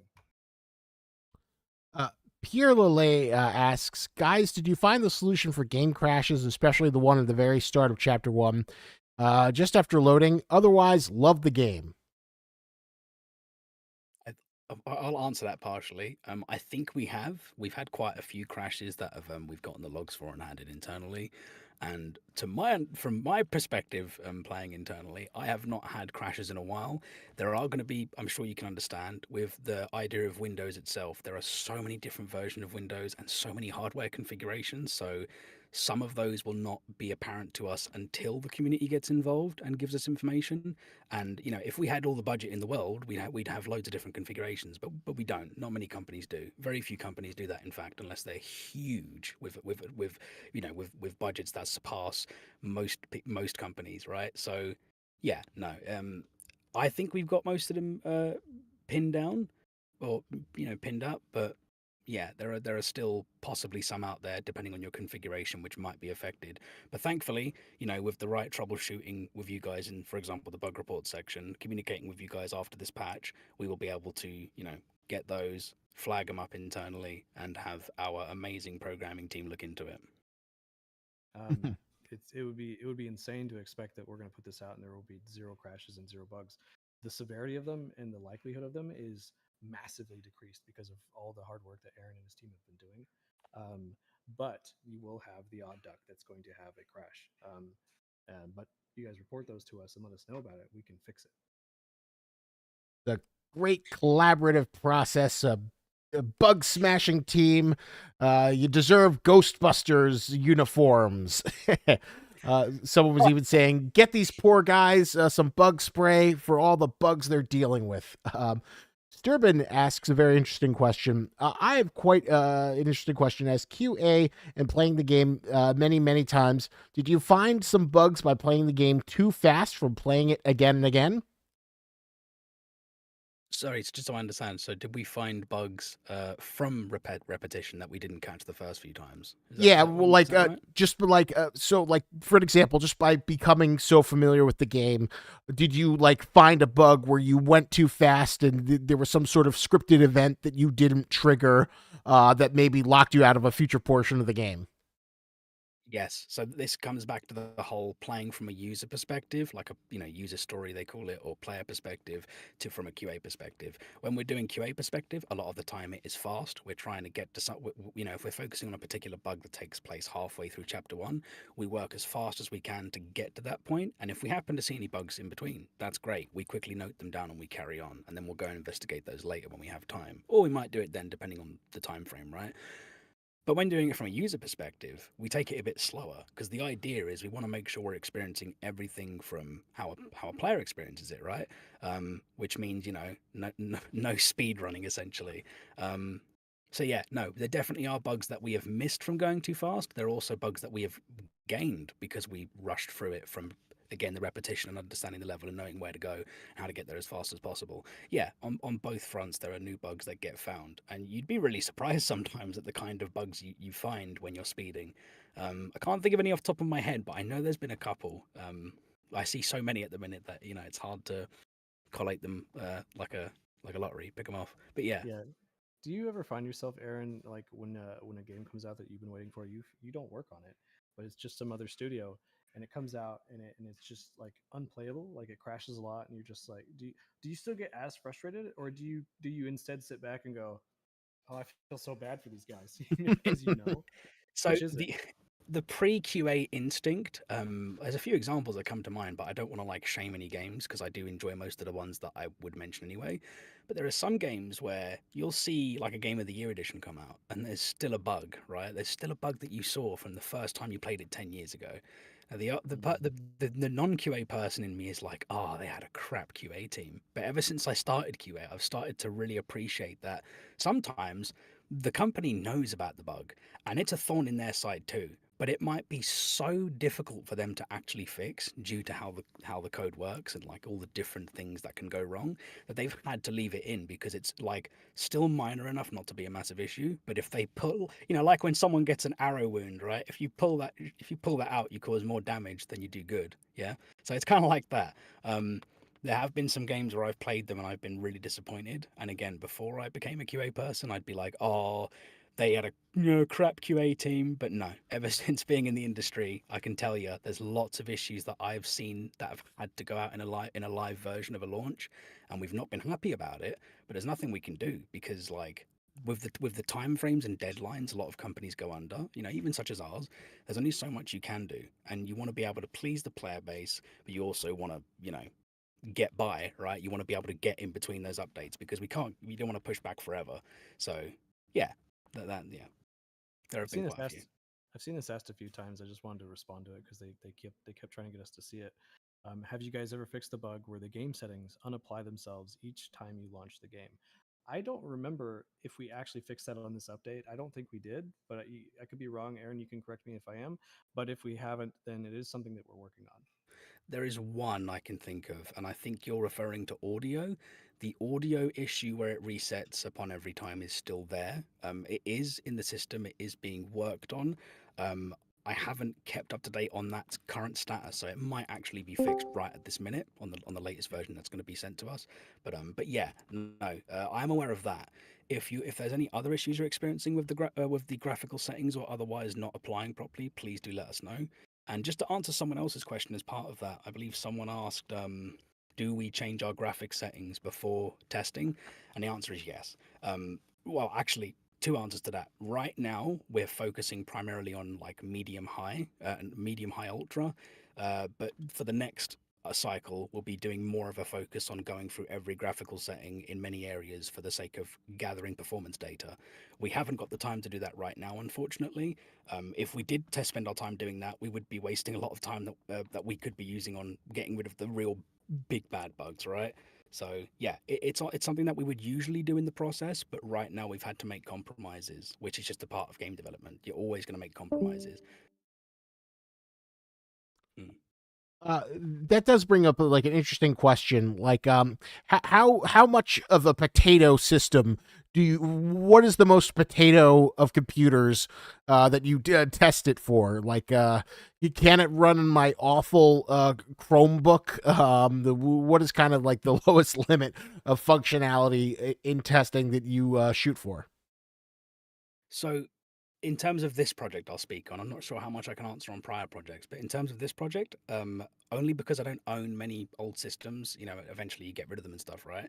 I do have a couple of old systems actually, but they're still better than most systems because I bought flashy computers back in the day. Steam Deck would probably be the best answer to give for that one. We test on Steam Deck now and then just to make sure that it works. We of course I think everyone in the company wants that to work well. We all like the concept of a Steam Deck. I still use mine. Mine's hooked up to this booth right now. It's not what I'm using for this chat, but it's one of the computers I use here when I'm playing with people or on my own. So yeah, Steam Deck is probably the lowest spec device that we're currently running on. A Raspberry Pi would be great. If we can run on a Raspberry Pi, I'd be down for that. Tack it. But yeah, no, the Steam Deck's probably the best answer I can give on that for now. I thought Steam Decks were like relatively powerful. I never thought of them as like potato handhelds. I mean, like I think it's like a matter of for its size, it's a beast, right? It is really good for the size, really good. But when you compare that to a full-fledged PC and you add resolutions of a monitor, and stuff like that, like a standard monitor, it starts to struggle quite a bit. Um, like there's a couple games, Ready or Not, for example, amazing game. It does run on Steam Deck, but it is very hard to get running well on Steam Deck, and that is a game that is so fast-paced that if you're not getting 60 FPS, you're probably going to lose. We've actually started to do like we've always been optimizing the game and trying to find ways to optimize it better. Because we have the QA team, that's another thing that the programming has been able to put more of their efforts into, which is further optimization, which we've started to do a tremendous job, and we've started implementing some new processes into our pipelines, and then going back and looking at things and try to find ways to cut down on just even file size on a lot of stuff. That has helped pretty significantly. But I'm pretty sure we've done some good optimizations for this update alone. So I'm actually quite excited for that as well. I don't think that's something we've been really talking about too much, but it is there. I don't want to say too much, but I will say that with the 1080 Ti, which is the current graphics card that I'm running, and an i5 processor from the 11th gen, I have had no dips when we do a internal QA branch, which is kind of like almost like a branch that we would use as a candidate for release, at least towards the end. In the versions I've tested of that, very good performance. I don't think I use 120 FPS on my monitor usually, and a lot of the time, I even in the most you know, a lot going on kind of areas, I've had like an 80 FPS lowest dip, which to me is pretty good, honestly. I consider that pretty good because Unreal graphics are just so good. Yeah, I don't want to give false hopes and like overhype it or anything, but we have done some optimization in this update, so hopefully you guys will see a lot of improvement. Again, though, hardware variations. There may be somebody that just has a rough time, and it might even not be because of your hardware. It might be a combination of the hardware with another bug that's causing something to not work properly. But Or software.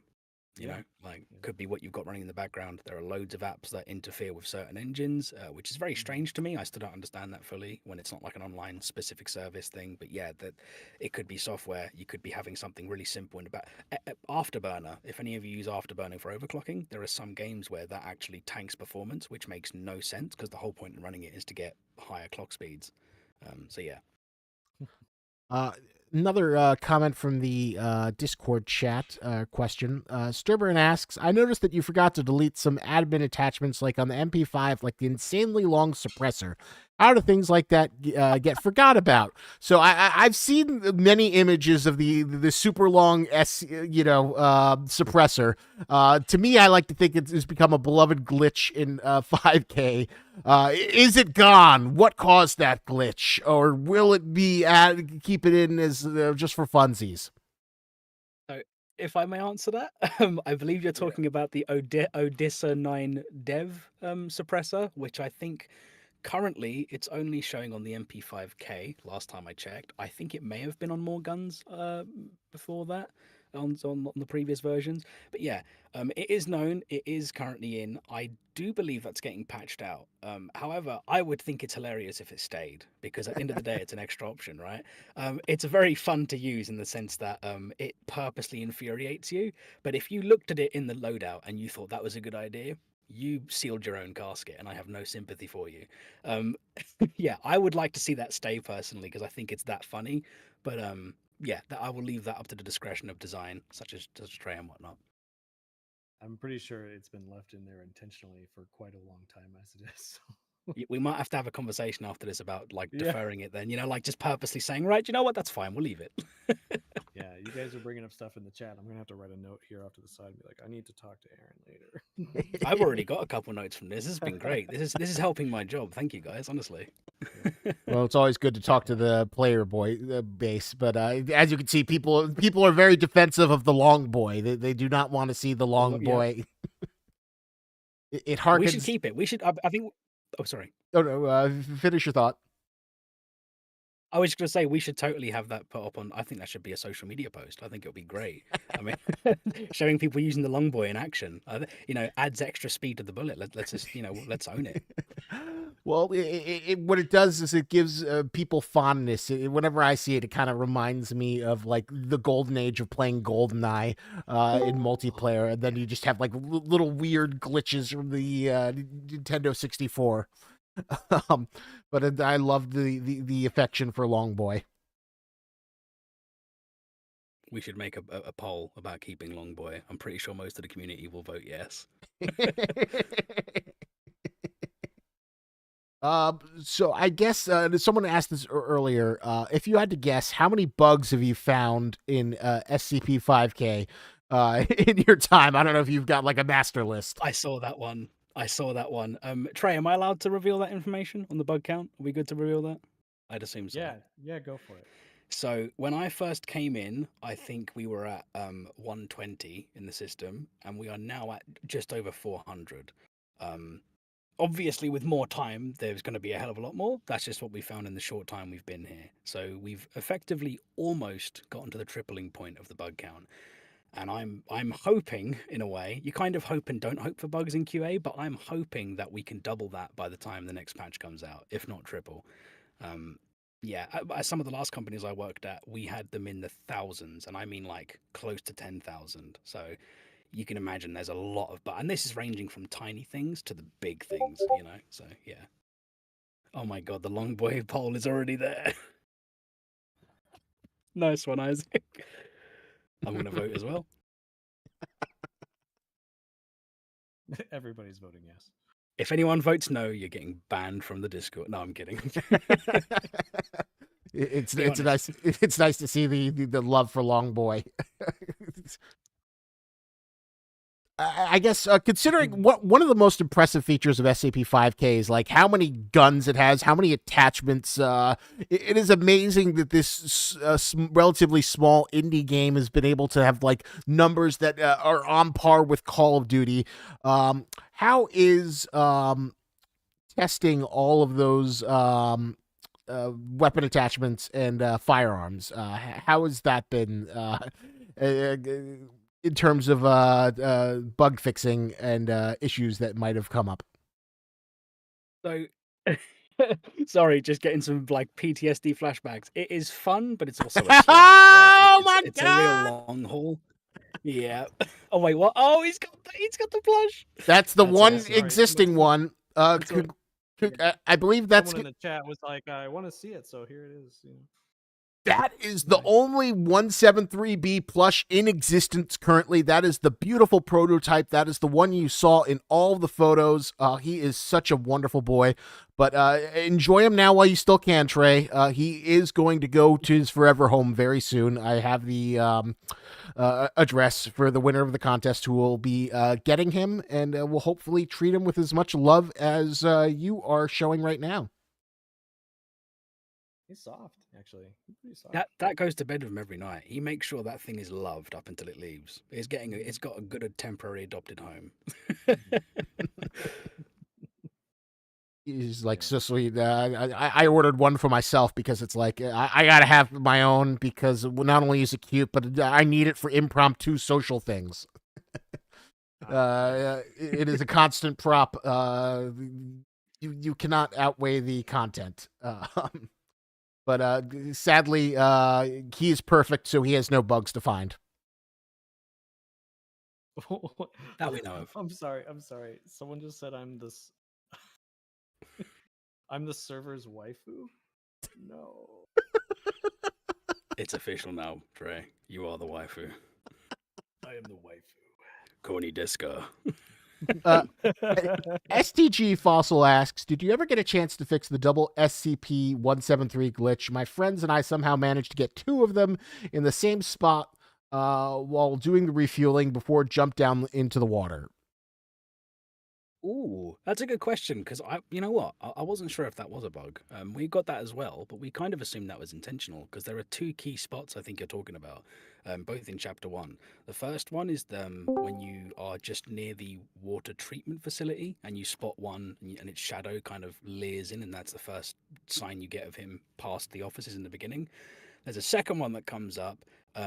Upstairs from that area, I can't remember what it's called, but it's where you kind of sort out the fuel valves or something of the like. And there's another one that spawns there. I didn't think it was a bug though. Trey, if you want to relay that.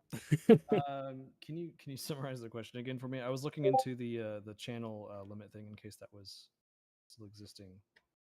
Sorry. Oh, interesting. When cameras are on, Discord limits it to 25. Okay. Now I know my project for the next week. How to surpass the limit. My apologies if anyone's having trouble getting into the Discord. Please watch on the YouTube. I am still observing there. Sorry for the. Oh my God. Damn you, Discord.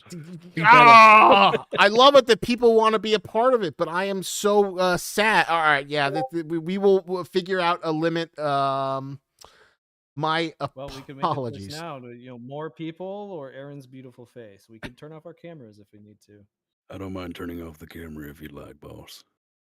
Yeah, no more waifu time. Sorry. No more waifu. All right, are we doing it? Should we turn the cameras off? Why are you Morgan from Red Dead Redemption? Well, no, wait, Morgan. Arthur Morgan. All right, then. That's the voice I'm going to stick with now. Come on, Dutch. We got to turn the cameras off. Let's people join. I'll turn mine off. All right, let me turn mine off. Let's see if we can get more people in here. All right, the cameras are off. Pile in here. Let us know if you have any other issues. The limit should be gone. We have surpassed our limit. We are Z fighting in this Discord. You shall pass. It was just one other person to 26 like that. Oh yeah, there's the one guy. Well, I'm glad we got the one extra guy or girl in. Welcome. Hope you're happy. We lost Aaron's face for you. I hope you're happy. So the sacrifice. This is great though, because now we can make voices and it's a little less embarrassing. So you can be. Yeah, no, exactly.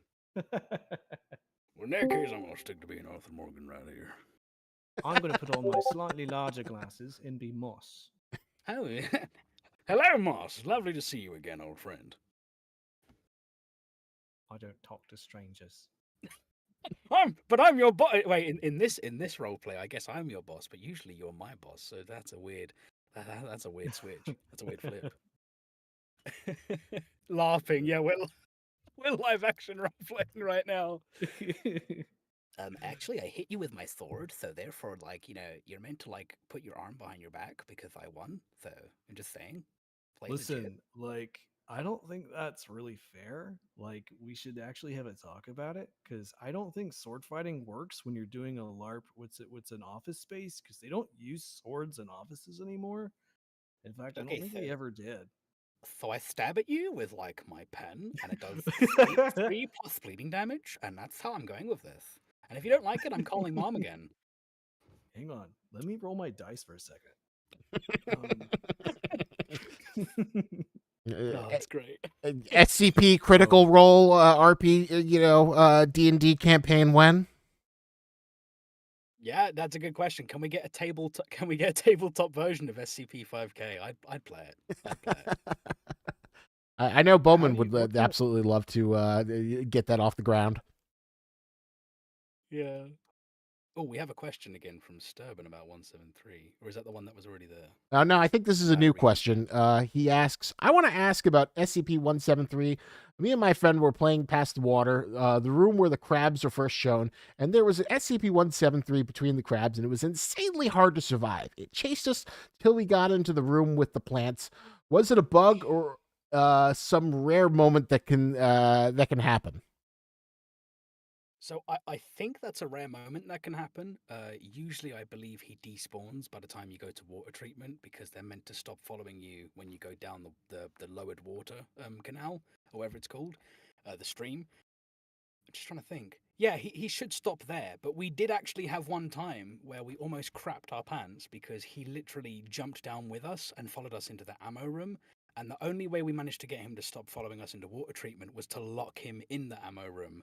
So, is it a bug? I'm not 100%. I kind of like the fact that there's a chance he can come down there because it definitely kept me on my toes. I mean, I'd played the map like 2 or 3 times at that point, maybe 4 or 5. And to have him come down on the 5th or 6th time, yeah, that definitely shit me up. Like we always look back in that area because we're kind of, he's a freaky one. But yeah, most of the time he doesn't follow. So I mean, Trey, if you want to speak on that being a bug, because I guess it's more of a design thing there, if it's meant to happen. I was a little distracted by the fact that they're trying to get me to do an uwu sound. Ooh. I'm letting them vote on which voice to use. But what's the bug? What's the bug that we're trying to figure out? So basically, right, there's a bag, all right, there's a situation where 173, right, he can go down through the water, the water stream that you get to go down. Yeah, I know the one. Yeah, he goes down there, right, and the cheeky bugger, like, he follows you all the way through the water treatment, and obviously it's giving some people a little scared, a little frightened, So, yeah, exactly, right? So, like, I guess the question is that a rare instance that's meant to happen, or is it a bug? Hey, it's more of a bug, it's not really supposed to happen, but it kind of does every now and again. Yeah, the water treatment's not even supposed to be there no more, but for now, it's going to stay. It'll be all right. Yeah, such a shame. Such a shame.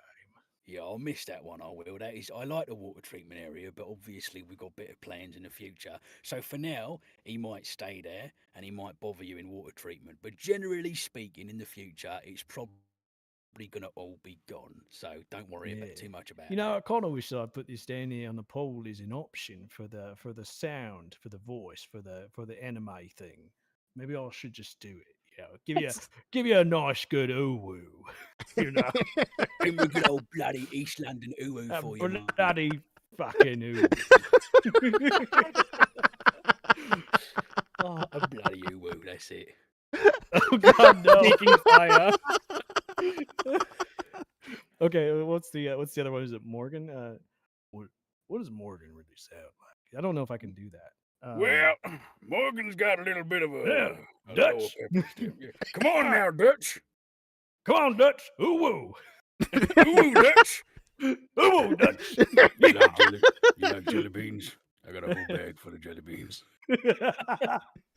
Ooh, Dutch. Yes, that's perfect. The other one was the e-girl. I don't know if I could do an e-girl voice, really.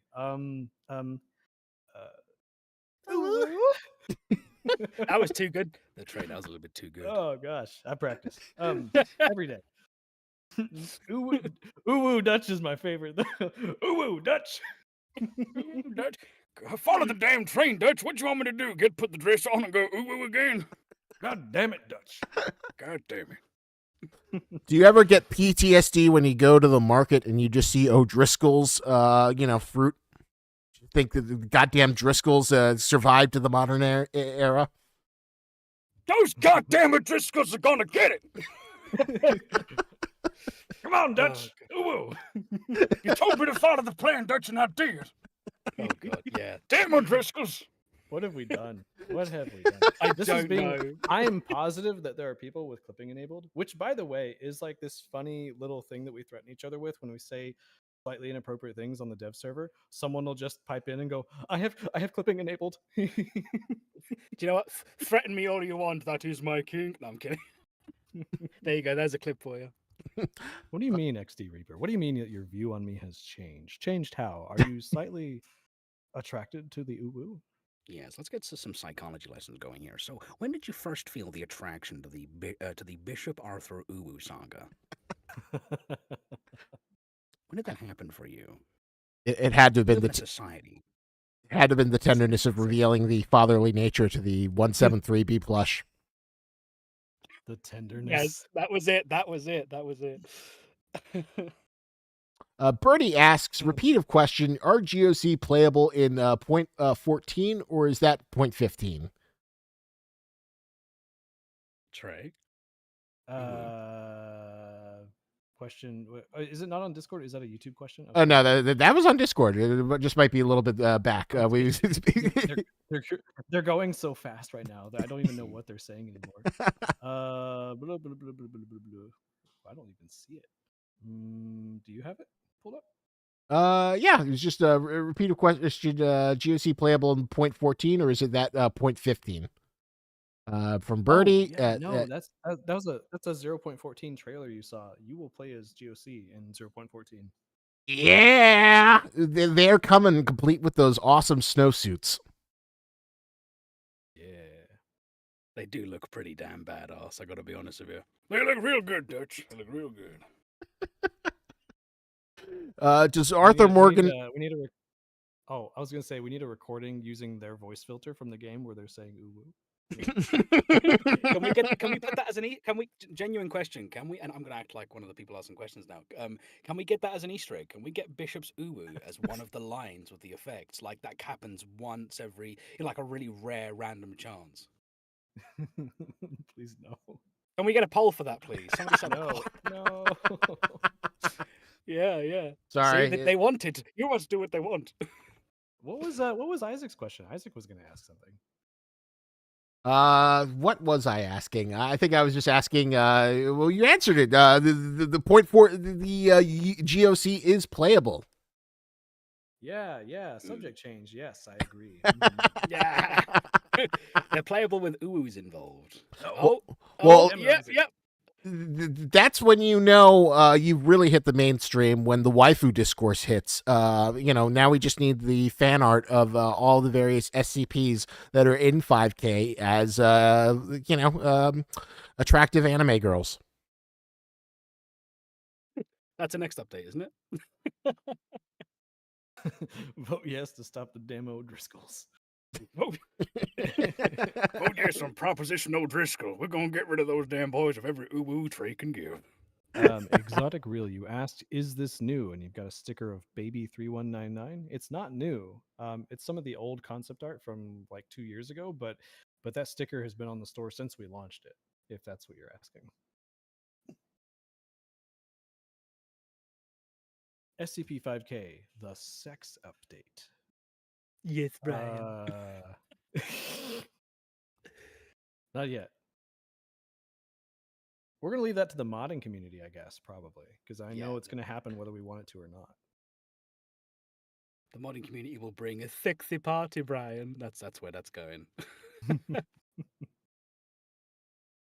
Oh man, Skibbity Toilet. I have avoided it like the plague, and I feel like I'm going to be forced to confront it at some point, and I really don't want to. I have family who have brought it up and have been like, hey, have you heard of this Skibbity Toilet thing? And I'm like, how do you know what a Skibbity Toilet is? I'm offended at that question. You need a Skibbity bop out of here. You better Skibbity out of here before I bop you one. Oh, Skibbity! Oh, Lord! Yeah, no, I don't know how to feel about Skibbity Toilet. It is a trend that I think I'm too old for. Did you see Meat Canyon's take on it? Meat Canyon's take on it. It's so good. I'm surprised you, as elder gamers, are so anti-Skibbity Toilet, because I gotta. What the fuck? Did you call me?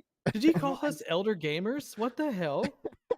That's a compliment, really. It's like the elders, you know. Yeah, it's like it's distinguished. It means you're storied. You've seen multiple eras. You know, gaming didn't start with Fortnite for you. Aaron, we're elder millennials. Yep. Oh no. Oh God, no. You know, As the elders, we don't deal with things such as skibbity toilets. Back in our day, it was emo haircuts and scene kids. Nintendo 64, that was the day. when I played my very first video game, I played me a little bit of that Mario. And as that plumber, I swear to God, I used to kill every gumber I saw. You kids and your DLCs, we have memory cards for that shit. We used to buy the game twice for the expansion packs. You know what I do miss about older days playing video games is that it was more exciting because you would not know what was going to happen. It was an exciting experience figuring out what was next. You'd be like staying up late with your friends to figure out what would happen halfway through the game or towards the end, because you couldn't just do what you do now, which is people get on the internet and they look it up or they spoil it. Like the second a game gets launched, somehow like I'll see a YouTube thumbnail immediately that's just like the ending of blah blah blah, and it's like the thumbnail shows the character dying, and it's just like it's in the title. I'm like, what the fuck? What the actual fuck? Yeah. The best you could get back in the day was getting a strategy guide, and it was just kind of helping you, and that was considered cheating, right? But now you can't really have that surprise to stuff anymore, and no matter how hard you try. Yeah, I gotta admit, I do miss the days of strategy guides. Like, it's funny because back then I hated strategy guides, maybe because I was just a bad reader as a kid. But like, as an adult now, I'm like, oh, every time I talk about a game to somebody, they just Google it, like they YouTube it, and it ruins the experience. I'm like, don't you dare type that in. You wait until you've played it, you naughty boy. And yeah. Yeah, I think it'd be interesting to have a game later on. That I have another idea for a project I'd like to work on later, but it's putting out like a little message on it where it's not like being mean or like trying to insult you, but it's just a little message that says, hey, if you play this game, I would appreciate it if you would please try not to just post it and post walkthroughs or full playthroughs of the game. Please just experience it and enjoy it, and let other people learn about it and experience it in their own way. People will ignore it, of course, but I think it'd be nice to put a message like that. Because then maybe someone might read that and go, "Oh, that's a good point. Maybe I won't look up anything and I'll play this game for the first time myself." And maybe that'll encourage like a different perspective on how people try to approach games instead of like being okay with spoiling it. Yeah, I feel that. It won't happen. It won't work, but I'll try. No, anyway. but you know what? It's worth a try. As long as we try as a society, that's what really matters. What is with all these chess in the park, chef showdown, putt party, poker night? What are these? Yeah, I what's don't happening? know. Like, I guess these are games you could play in Discord. I've never seen them before, or like, I thought that like you wouldn't be able to do it in the events thing. I thought we had complete control.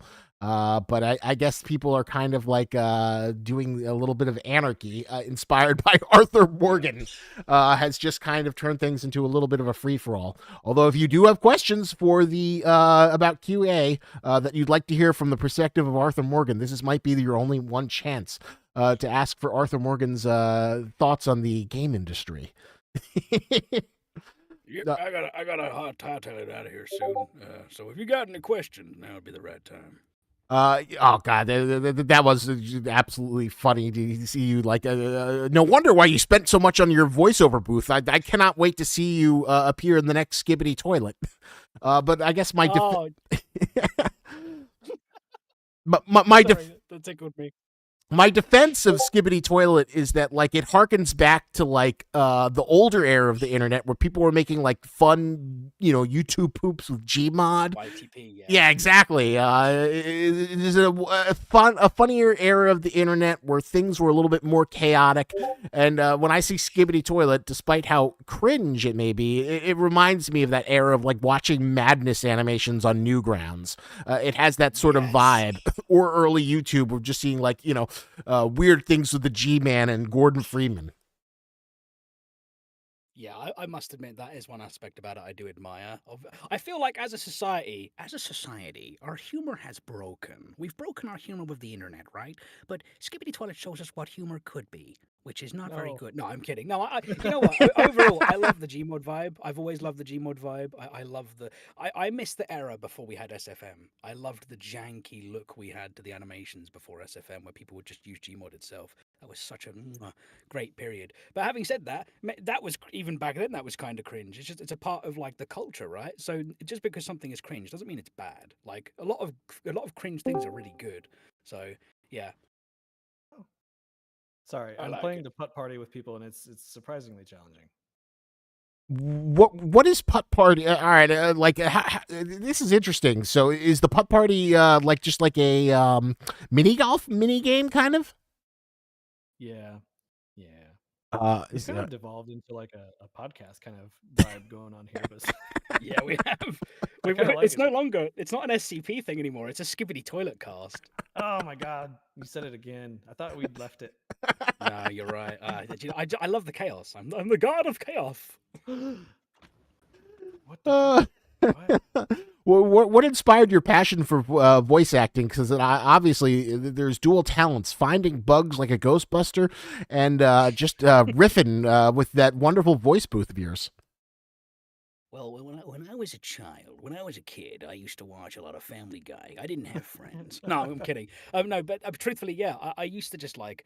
I always liked Seth MacFarlane, so I used to just sit there and like, whenever I wasn't hanging out with people, I had friends. God damn it, I swear. I would just sit there and just do voices, and you know, a lot of people thought they were silly, but over the years of doing that, because my brain likes to stim in that way and just say silly crap all the time, you get good at it apparently. So yeah, that's kind of where it first started. And then, of course, I learnt what voice acting actually was as a profession. And I thought, you know what? That is something I'd really like to get into that. If I could be a voice actor, I'd be very happy with that outcome, I would. If I So could I be a tried. voice actor. All right, bloody well right. And yeah, over time I've gotten a little bit better. It's not perfect, it's not great, but it's getting better. And yeah, no, that's how it started. Literally Family Guy. Like as silly as it sounds, I just used to love Family Guy. I used to sit there and just go like, "Hello, it's me," like things like that. Or "Oh yes, Brian, is working on the novel, working on it for years," things like that. So It's yeah, just a funny. lonely child, a lonely child. So you're British, and you got into voice acting because of Family Guy. I'm American, and I got into the idea of doing different voices and performing and doing acting because of things like Monty Python. Like John Cleese was my favorite. Yes, John Glee. I must admit, I can't. I watched Monty Python when I was really young. I don't remember much of it. Yeah, I think the Holy Grail. Is it called the Holy Grail? That's the last one I went back over. it's But one of oh the god, movies. Yeah, but yeah, the so Flying good. Circus was the show. So John, well, the first time I watched Monty Python, I was actually in bed sick. I'd stayed home from school. I was very young, and and so I kind of had a fever, and so it was way funnier at the time, especially Oh because yeah. it was super weird. But John Cleese, his dry delivery on how he just kind of like straight faces it, it's so good. Oh, it's so good, so good. Hello, I'd like to return this parrot. What's wrong with it? It's deceased. It's just so good. No, We it's do it's have a sleeping. few 5K related questions coming in. As much as Yeah, I'm having Sorry, fun with yeah. the riffing session, do No, you no, have a go for it. favorite? Sorry, guys. Do you have a favorite weapon that is not implemented in SCP 5K that you would love to have in SCP 5K? And I guess what would be Arthur Morgan's weapon he'd like to see in SCP 5K? Well, if I can get my trusty iron in there, I'd be quite happy with that. I can't actually think of any for real though that I want. Uh, God, I know there's a couple weapons that aren't in the game that I'd like, but it covers most of the bases. Like my favorite weapons generally are like the MP5, Mark 18, and the P90. Yes, I know I'm a basic bitch. Okay, just deal with it. Those are kind of my favorites, and again they have those covered, and they work great in game as they are. So yeah, if I think of anything down the line during this chat, I'll mention it. But I've yeah, got one. that's primarily the ones. Oh, go on. It's kind of a sad story too because I didn't know that this was a thing that existed in the SCP wiki already, and I guess it was written or included in an article by an author that's kind of questionable. And I wasn't fully aware of this until after I brought it up. But I had this really this thing that I wanted to have, which was a chainsaw gun, not a gun that's also a chainsaw, but a gun that shot the chains from the chainsaw off of it, so it slung them through the air and it would like just rip through things. I thought that would have been super fun, but then it turns out that there was an SCP gun that was like a chainsaw thing, and again the author was questionable, so we were like, oh, we'll just stay away. Also, we were trying to avoid having too many special type guns right off the bat until we figured out how we would include them if we did to make sure that we didn't ruin the tactical gun aspect of the game. But yeah, the chainsaw gun lives on forever in my heart. I have a drawing of it somewhere, but yeah. I guess this is also brings up an interesting question, Aaron. What would be the ultimate nightmare gun to bug tested SCP-5K? Like if Trey was like, I want a flamethrower that shoots rockets, or I want to have a Fat Man nuclear missile launcher in 5K. What weapon would give you the most anxiety? Oh God. I guess something like that. Something with like multifaceted in the way it fires. Anything with like multiple types of firing. And again, this is more fantasy than it is like the real world. But I guess so. Okay, a real world example, like Mark 18 with the underbarrel attachment for a grenade launcher. That would make me slightly anxious because I've noticed in other projects I've worked on that those can be very problematic when you have secondary fire modes, and they lead to a lot of wacky bugs. So yeah, something that has like a multifaceted functionality to it, I'd say. Or like they have some guns. I can't remember the one off the top of my head, but like it's a submachine gun, but it has a shotgun attachment on the underbarrel. Things like that. They would make me anxious. But beyond that, not many that I can think of in the realm of possibility. Well, I guess that's good for you, Trey. It means you can add as many guns as you want, unless you've got like a fantasy gun that shoots anomalies or tears dimensions. I don't know. Do you feel? I feel like a gravity gun would probably be something that'd be hard to bug test, but maybe not. Let's see. I think of the ridiculous gun from The Fifth Element that Zorg is trying to use. Why has no one put that in a video game? The 5 gun that does like 5 different things. Yeah. God, I forget what it was called. What was it? The ZF1. It like shot a net. It had tranquilizers. It had freeze. It had a flamethrower. It had missile launcher. It had automatic, like just regular bullet. It was ridiculous, and it was such a crazy gun. I don't even know how many people that are watching this right now know what I'm talking about when I say Fifth Element. If you don't know, please look it up for your own benefit. I'll see if I can pull up an image of it for people's benefits. Because like I remember, either of you play Turok Dinosaur Hunter back on the N64? Yes. Oh my God, yes. that had like some of the games. That had some of the best arsenal, I think, in any first-person shooter in terms of just like, I'm going to give you as much crud. You know, we don't have a rocket launcher. We have a rocket launcher that shoots 4 rockets.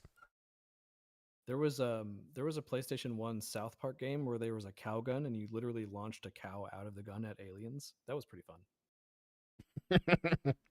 And I guess would a cow gun be too difficult to put in SCP-5K?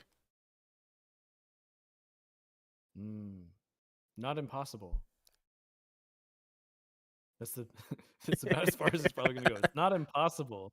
Anything is possible. But probably not going to happen. There were modders know what to do. Cow gun, give it to us. There was also a question, is Chapter 2 going to change as much as Chapter 1 has? Because Chapter 1 went through a pretty significant revision in the last patch. Is there any faceless stuff you're planning for Chapter 2? Faceless stuff? Or facelift. My apologies. I left the last part of that. Oh, we're gonna try to give a facelift to as much as we can through Act 1 in general, which is all 3 of the chapters during Act 1. So being too specific about it, I don't really want to do that, but we have worked on a lot of stuff in advance, preparing for that. That's already ready to start being like implemented and tested and everything. But it just required the time and efforts of programmers and level designers who were previously working on this update that's coming out.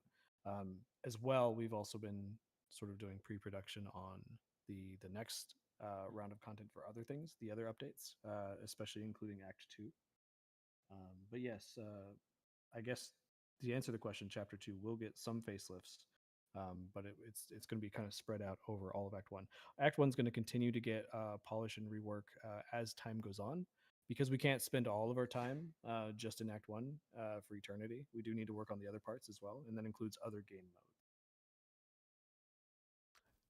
And a little bit of a might have just triggered a bunch of questions.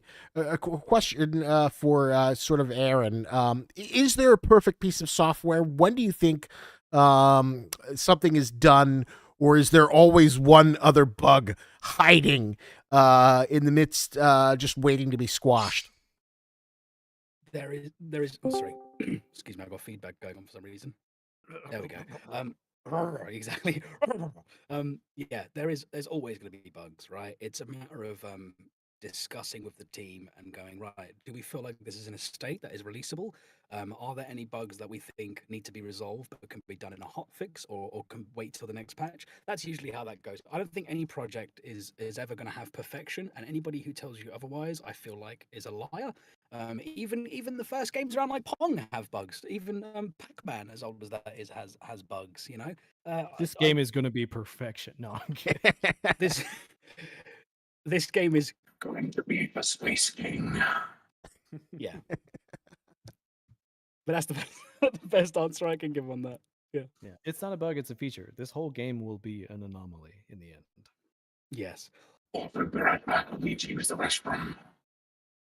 What is that voice changer? Is that like a Transformers head thing? Is that the Megatron voice from Universal Studios? Oh, it's the voice mod. I got that a little while ago, and I got it just now. Very nice. Oh, the doctor. A little hard to hear you, It's though. called the Doctor. Yeah, no, it's a bit overpowering. Yeah, but I do Guys, love. I shall bring it back. I do love the Sorry. Darth Vader. Yeah, the aspect of it. Yeah, I agree. Bring it back once. Am I the only one here? I think you're both in restrooms. But tonight has been a. Oh, all right. I thought I heard you both go to restroom. No.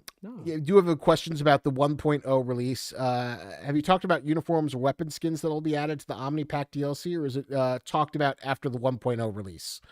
Yeah. Do you want me to answer that, or was there more? No, that was the full question. Okay. The oh, sorry, backer patches win.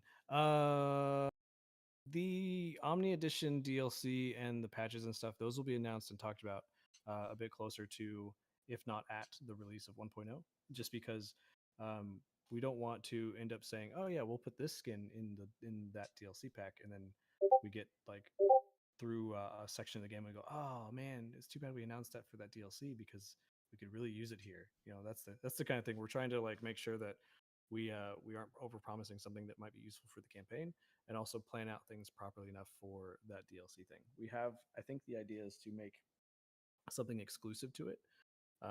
So yeah, that'll be announced whenever it comes out. So look forward to that, to more details as they builds up towards the 1.0 release date. But more information to come, which is the best thing you could sort of ask for, especially when you still got so many bugs to squash.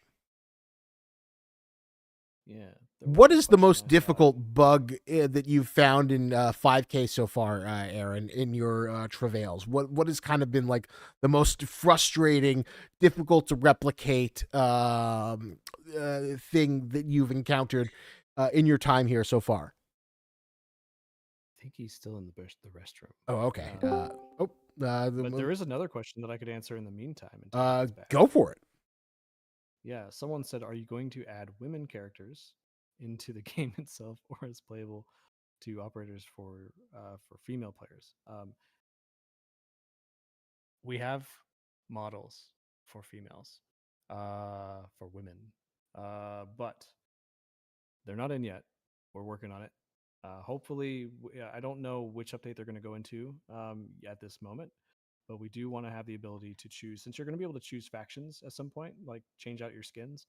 We do want you to be able to change simple things like whether your sleeves are rolled up or if they're down, what kind of headgear you've got, if we can pull that off, but skin tone, gender, those kinds of things. We'd like to be able to give players that minimal level of customization, but we're still trying to work out the kinks of how it's going to integrate into the menus, and if it's something that's actually going to be beneficial to the game as a whole.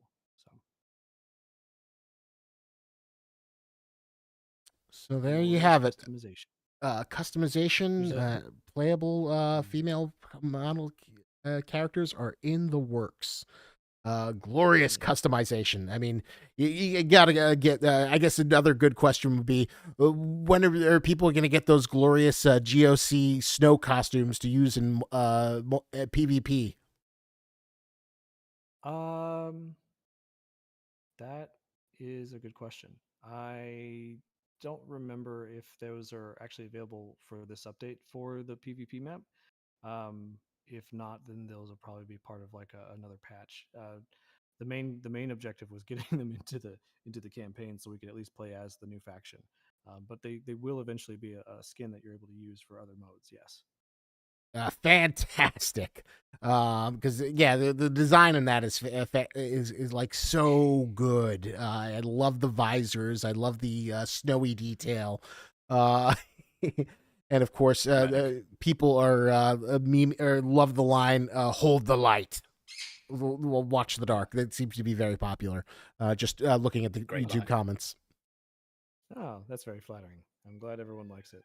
That was something I workshopped with Al Barney and Bowman. We sat there and we were trying to come up with some kind of a cool slogan thing for the sort of anti-foundation alliance type group that would be used as like a code phrase. And I can't tell you why, but there's a reason that it is that. It's sort of meant to be the antithesis of like the foundation thing, which is you know uh, we what was it? We live in the dark so you can, or we fight in the dark so you can live in the light, or something like that.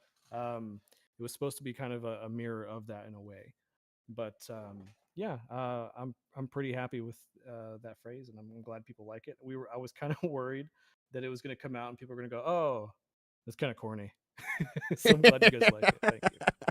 It is always such a line, like how do you have sincerity, how do you have badass and sincerity and have it like be something that cool that people want to emulate versus, oh, that's cringe. So it's nice to hear that was workshopped and it's hitting its intended mark. Yeah, we definitely wanted some kind of cool mantra or chant that could be echoed for throughout the game, because it is a war game, right? This is basically World War III, but with monsters, and it's across the entire globe, and there needs to be some kind of like saying or phrase that's like the empowerment thing, like we can do it. Well, like that poster, the Rosie the Riveter, we can do it. This is our we can do it. Yeah. Uh, I know you've answered this before, but Jack the Jack says, are there kind of boss fights planned in the future? Yes. Ooh. Now. Yeah. I thought you were going to say something else, Isaac. Was there? Oh, I was going to ask Aaron, are boss fights more difficult to troubleshoot than regular enemy encounters? Or do you think it's just kind of like, is there any kind of specialty when playtesting boss fight mechanics from your experience? I've never had a boss fight I've had to sort out. My prior experience was of like a social VR app and a competitive VR shooter, so there wasn't really any bosses I can think of. And in the current SCP, of course, I don't believe there are any bosses specifically I can think of, unless you count some of the anomalies, but I don't think you would really. So I can't really answer that honestly from my experience personally. Ah, so it'll be a new challenge whenever the mystery thing that is being worked upon in the shadows eventually makes its way into the game itself. Exactly, exactly. Yeah, we did post a small, really cryptic tease of it, but I think it may have only been in the backer channel. But you know what? Here you go. I'll put it in the chat for you.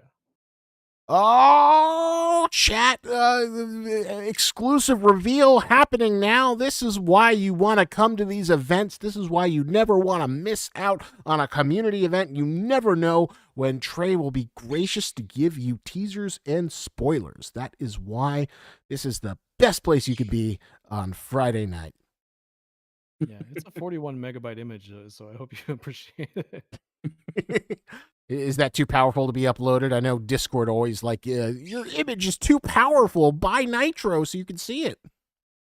Yeah, but I'm a schmuck and I've got nitro, so it's okay. Well, you are a professional. There you go. I won't tell you what it is, even if Ooh. you guessed it. I'm not saying it, but that's all you get. That's it.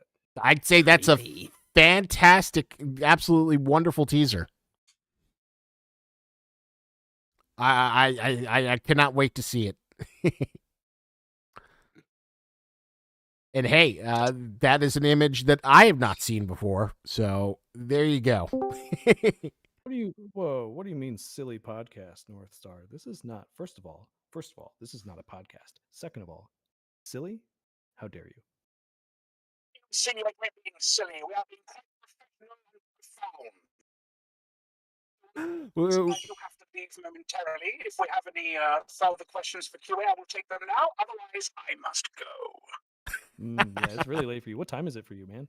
Oh man, it's not like okay. So for me as a person, it's not late. It's 2 a.m. But like generally speaking to a British person, because we all act old, it's pretty late, you know. But it's a Friday, so it's a drinking night for most of us.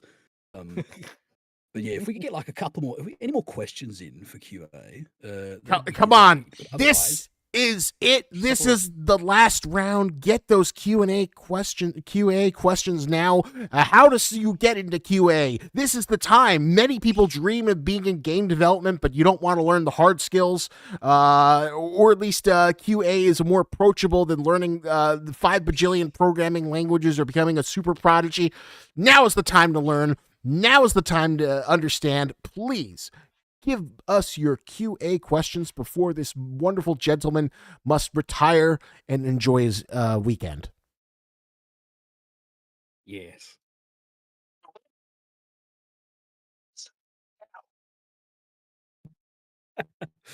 God damn. That seems like a Trey question. That latest one from Sturban. Oh, are you working on SCPs that we don't see in trailers? Tell you what, I'll answer that after we get some more QA questions for Aaron, since he's got just a few minutes left. I appreciate that. I see one on there from. Oh, sorry, go on. I was just gonna say. Yeah, we got a QA question from Nico the Wolf on YouTube. What is the general? God dang it! It is this stupid heart symbol that always obscures it. What is the general bug report for feedback ratio? Oh, that's a good question. So bug report to feedback ratio. It's been different at prior jobs, but in this. You still there? You kind of cut out, Aaron. I can hear you. Yep. Weird. Why can I not hear him? I can hear you. I'm going to pop in and pop out for 2 seconds.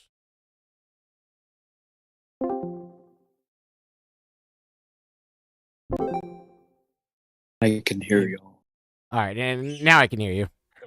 Excellent. Well, to answer that question, so it's about 85% bugs and then 15% feedback currently. Usually it would be more on the feedback, so perhaps 30 to 35, but the general purpose of QA is more oriented towards your bug finding. But of course, we do, again, quality assurance, right? There has to be feedback. So generally speaking, it would be a 75-35 rough split. That's just my guesstimation. Don't take that as gospel. Do your research, get an ISTQB certification and whatnot, if you want to go in there. But we'll go on the high end of it. But yeah, that's the split I would go for. Currently, it's more like an 85-15, I'd say. I mean, Trey, I've given a fair amount of feedback to you guys, but of course, comparing it to the whole job, I think it's been about 15%, something like that. Sorry. Sorry. Well, I was just gonna say it's really difficult to say, but you're probably not too far off, if I'm being honest. Sweet as. I do actually see another question from Sergeant Fossil, who says, "Do you plan on doing a public beta ever for testing?" And yes, we do have the D class, which is something that I believe is well known. Is there still a form for that, Trey? We still have forms for D class. That would be a question for Isaac, but you're. Oh, by the way, Isaac, your answer was so much nicer than mine would have been. Mine would have been yes. Early access is it. Is it that? Yeah, I mean, yeah, that's a good point. Yeah. as of right now, the D class has been backers have been gotten first priority for D class. But if Aaron ever gives the word that he needs more people, then I'd be more than happy to open it up and put out the forum on the general Discord if the time comes for that. So just say the word and maybe we can have more D class recruiting. Although I don't know why you'd want to be recruited to D class. Those dormitories are not very nice. Yeah, we don't treat D-class very well. I mean, as per the law, we have to be very strict. No, I'm kidding. It's not that bad. But yeah, no. I think after this patch, we may be opening the doors to a couple more D-class. I can't say how many, and I can't say exactly when, but definitely after this patch, I think we'll be opening the doors just a little bit to let some of you slip in. Yeah, be prepared. the voice filter and the evil laugh. No, it's actually fun. We don't treat them that bad. Oh, I didn't realize I had the filter on. Yeah, the whole time. Okay. Sorry, guys. That was an accident. Yeah, that was sorry. I was like, why I didn't even know it so enabled. sadistic about it? What the hell? How long was that enabled for? I had no idea. The whole time you were talking about D-class. The whole time. That's great. That's great. Oh god. We'll do it live. Yeah. Jack the Jack asks, got another question that wasn't answered. Any plans to implement a blinking mechanic, or would it be better to keep it the way it is? What is a blinking mechanic? Is that like you blink when you're like looking through a scope? A blinking mechanic is kind of like what they had in Containment Breach with 173 originally. From what I understand, because they worked out and tested the idea of having something like that in the game way early on before I was here. And from what I understood was that it just didn't feel like it felt like it was disruptive to the kind of game that it is, and it wasn't really adding to the experience. And because we're dealing with different variations of 173, they just chose not to do it. Because then it was a whole mechanic that would only be used with that one SCP, but it would be present throughout the whole game, and so it was kind of just it felt out of place. So that was the well, here's an interesting question. Zintu the Circle asks, Q&A, are you going to implement some anti-phobia system? For example, I have arachnophobia and the crab SCP gives me some tension. So how would you put in an anti-phobia system for a horror-themed game?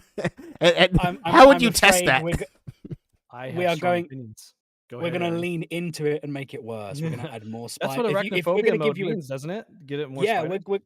We're gonna give you like a survey when you first start the game, right? This is what I'd like to see. And if you say that you're scared of spiders, bam, double the spiders, double the crabs.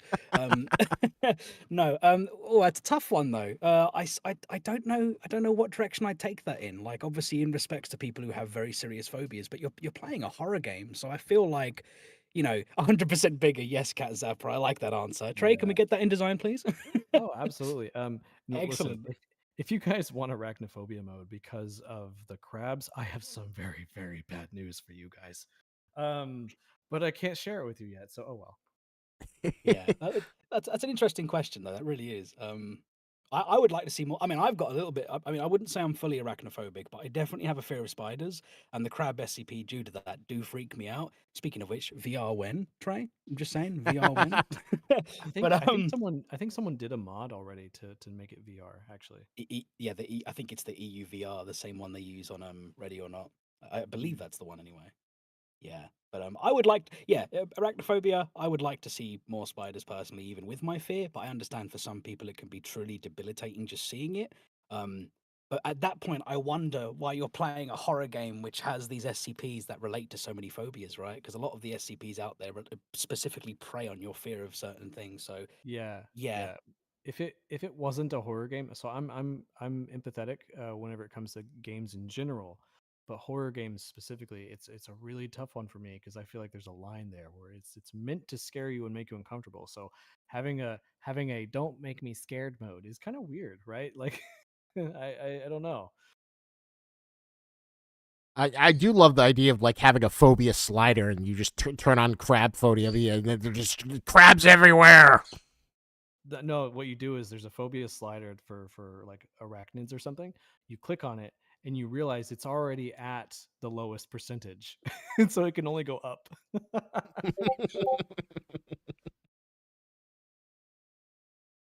Gerald Tucker asks, QA, do you guys plan on adding new shotguns or sniper rifles? I don't know if that's necessarily a QA question, but I guess to make it more QA focused, are shotguns and sniper rifles hard to test, or are they more buggy than the regular firearms? Sorry, repeat the question one more time. Do you guys plan on adding new shotguns or sniper rifles? Ooh, I don't know if it's planned. I haven't. I mean, I know of two weapons that are currently in the works, and I'm not sure if they've been announced yet. Trey, I believe that's more of a question I think you should get. Eh, tricky questions. I'm not supposed to share new things because I'll get in trouble. But can I just pass? Can I pass? Might have to. Might have to. I think Uno, for the sake of the integrity of the yeah, next few updates, yeah. yeah. Uno reverse card. Let me ask you something, Discord community. What gun are you adding to the game? Yeah, what are you guys developing for the mods? Yeah. Aaron, just quickly, I wanted to ask you, since we're 15 minutes past an hour, oh wait, we've been here for 2 hours, I think. We've been having too good of a time. Time has been flying. Well, although then we're definitely past. So Aaron, do you need to go, or? I'm good for another 10, 15 minutes, I'd say. Okay. Aaron, though, so I did not realize. I mean, I shouldn't be surprised considering your sterling Arthur Morgan impression, but apparently you also have a voice acting channel. Yes, thank you, Isaac. I do. It's called Yuppie VA, and that's just a place where I post my silly little things for everyone to see. If anyone's interested, by all means, please have a look me up, subscribe, poke me about SCP if you want. No, I'm kidding. Preferably keep that separate. But yeah, if anyone wants to show some love, you're more than welcome to go on there. I will post the link in the Discord, so if you want to check it out and leave him a nice comment, you're more than welcome to. And suggest SCPs you think you should voice. Scarlet King Wen. I think for me it would be I like making monster sounds. It's one thing I think I'm really good at. I don't know if I should do any right now on here, but I like making monster sounds, and I like doing relatively serious roles. So something in the future, maybe with the hypothetically with the GOC or the guards, would be fantastic, or even D class. soft bitch. Yeah, soft bitch. I thought you said soft bitch for a second. I was like, I did too. I was like, what are you talking about? Did I miss something? I'm a hard bitch. Ooh, boys. Oh, he didn't mean nothing by it, Skater. Cat Zapper asks, how do you tell if something is intentional or a bug? And that is a good interest. If Trey wanted to be difficult, he could just say, no, that's an anomaly. That clipping and falling through the floor, that's actually an anomaly. Like, you could justify in canon. I mean, that actually kind of did happen. When I first joined the company, we had a really bad bug where the collisions weren't working on most of the floors most of the time, and so players were falling through the floor. And so I made a poster, and it's still in the game somewhere if you look for it, that says beware classy wormholes. It's just and that was sort of our, like, it's not a bug, it's a feature kind of thing. We did fix it, but I thought it was funny to put that poster up because of that, and it's still there. We might actually add wormholes now just because of it. That's great. Charming. Actually, I might have a picture of it. I'll try to find it and put it in the chat if anyone here hasn't seen it. What's next? Next question. Sturburn asks, are you working on ACPs that you don't see in the trailers that are going to be implemented in the game without us knowing, so we get surprised or scared by them? That's I would love to. But so I would love to surprise people, but at the same time you want to promote the game and get people excited for it. But it would be really great to just surprise you guys and just be like, new anomaly. And you just run it through the game and you're just like, what the fuck is this thing? That'd be wonderful. We're not planning to do it that way, but if we can find a way to pull it off without people not knowing or getting irritated about us not sharing what we're working on, then absolutely, I'd love to. I think, Trey, if I may add to that, I think a really good SCP. I don't remember the name, but what's the one that looks like a charcoal corpse that can kind of go through the different That's planes of the reality? old man, the one that goes through the walls. Is Yeah. that what yeah. I think if we released that without saying anything in like one of the chapters, I think that would be amazing. It was so many God. jump scares could happen. Oh, 106, thank you, North Star. Yeah. 106. Could Yes, you coming in imagine? clutch. You're just playing the Sorry? game, and all of a sudden, this thing just starts like morphing through the wall in front of you. You're like, what the fuck? Oh no! Yeah, I'd shit my. I'm gonna be honest. I'd shit my pants. And the thing is, Trey, please tell the devs not to tell me when it's happening, so I can just be playing it one day and have it happen and let it scare me. I'd be fine How am with I that. supposed to tell them to not tell you that? You're gonna see it. You'll know. No, but that's just it, right? I would find it on my own. That's the thing, right? I just run across it on my own and be like, ah. If we did work on it for some reason, if we did make that, then that'd be something where like you'd know we're working on it, but we'd be like, oh yeah, that's for like a later update, and you have no idea. You're going to do a test for a build, and you're just like, wait a minute, what is that? Yeah, exactly. Yeah, put it in there and not tell you. Gerald Cucker asks, do you plan on adding game callouts? I guess sort of like the ones in classics like TF2 to communicate with your team. That's a good question.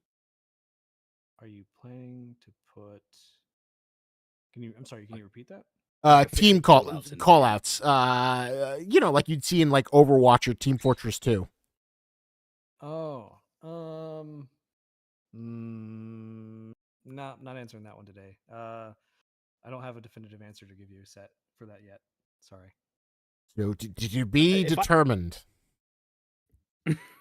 Yeah, I think a lot, and from what I've witnessed, it works best when the community makes their own. Like at projects I was at previously, there was a lot of callouts that we used in QA that we literally took from like league players who would play competitively, because they had some amazing callouts they made for all the maps. I think that would be a good thing to happen here if it's on the cards. But I don't think it would be official in any capacity, really. Personally, anyway. Yeah, I agree with that. What else we got? Any other QA questions? I guess a good thing to end off on would be, or wrap up as, what would be your advice to like get into QA? Because I know it could be kind of difficult if you're like trying to get your first QA job. What are the kind of skills that you need to demonstrate to kind of get your foot in the door? Because I think it's really impressive that you got to work at like Meta as like kind of like one of your earliest QA experiences. Because that's a pretty high up company. Voice acting. You got to know how to do voice acting. Exactly. It was the voices. I went up to Mark Zuckerberg and I went, "Oh, what the hell? Wait, have I got is there an effect over my voice again?" Yes. What the hell? When did that start? I don't know why it's doing that. Must be. Oh, it's when I'm typing in the chat. Okay, let me get rid of that.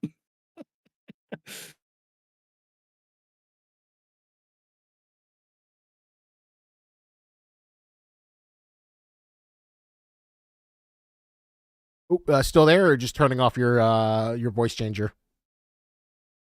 He's dead. No.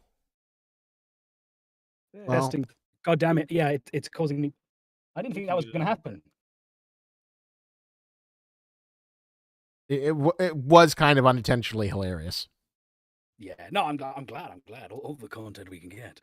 Yeah. So for getting into QA, I just went up to Mark Zuckerberg and did silly voices, and he was like, "Yeah, okay, you're hired." No, I'm kidding, of course. To get into QA, it's really hard now to get into QA more than ever, right? This past year, there's been a big impact on the corporate side of things for a lot of companies. I don't know how many people here are savvy with the business industry in general. Business industry, that's one way to say it. But in the tech industry, there's been a lot of layoffs all over.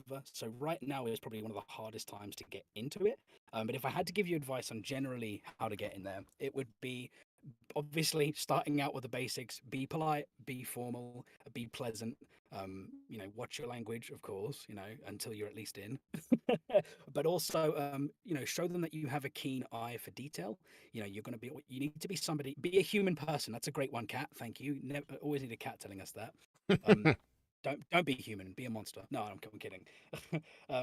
yeah, just show them that you've got a keen eye for detail. Show them that you can differentiate between bug reporting and feedback, because for some reason a lot of people can't do that. Look up different methodologies. I mean, obviously this is more talking about the upper end of QA than it is the lower end, like entry level. But look up things like, agile methodology, agile framework, Scrum methodology, waterfall. I think these kind of project management related what's the word? Well, methodologies as they are, they're good things to know. They will help you in your journey. They will help put things into place for you, like as an overall image of how to be a QA person. But generally, I mean, on the easy end, just have fun. Just have fun. Be pleasant. Do learn from those around you, and you'll do fine. That's how I pretty much got there, at least. What is Scrum methodology? Oh God, that's a tricky one to get into, but it's basically it's part of Agile framework, and it's a method of having a sort of pipeline for a project, and how things are done between the development teams, the QA team, and the project owner. So I don't really think I should go into the full detail, or else it's going to turn into a TED talk. But people can have it's all like you can YouTube it, you can look it up on Google. There are loads of resources that will teach you about it. I would recommend looking at multiple resources, because from my experience doing it and then my experience reading on it, a lot of places miss certain details. But they also add others that I didn't know, but they miss certain things. So yeah, I would research those things if you want to get into the QA industry, in terms of like, leading or senior things like this. Well said. Great overview for people aspiring to get into game development.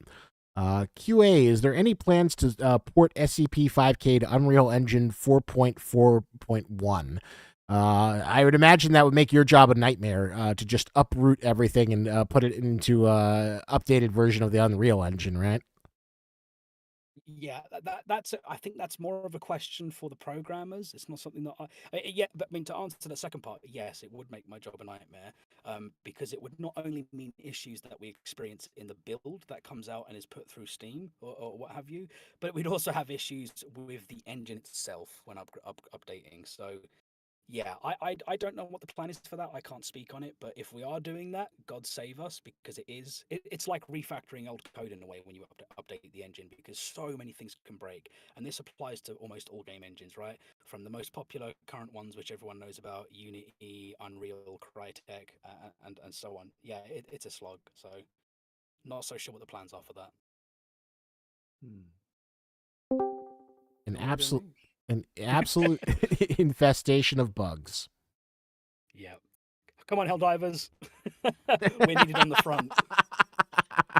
We're spreading democracy across the galaxy Super Earth needs you now. for liberty. For liberty. Have a taste of liberty!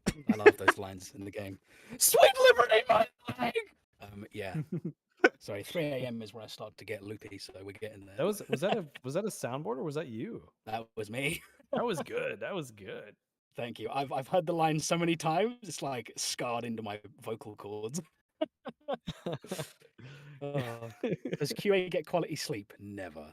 We should have like a little Easter egg that's like referencing Helldivers, where someone's just going, "Sweet SCP, my leg." I like that. Hey, I don't know. I keep it as the Liberty line. I think it's great. Oh, I think we'd get in trouble though, wouldn't we? Could we? I don't think so. I mean, it's just the voice line. It's not like they've copyrighted it. If anyone listening is part of the Helldivers dev team, please convince their lawyers not to sue us if we do that. There's nothing greater against democracy than not being able to express your love for liberty. Exactly. Yeah. That's capitalism. That'd be a funny argument to present them with if they tried to press like a lawsuit or something. That's not very democratic of you.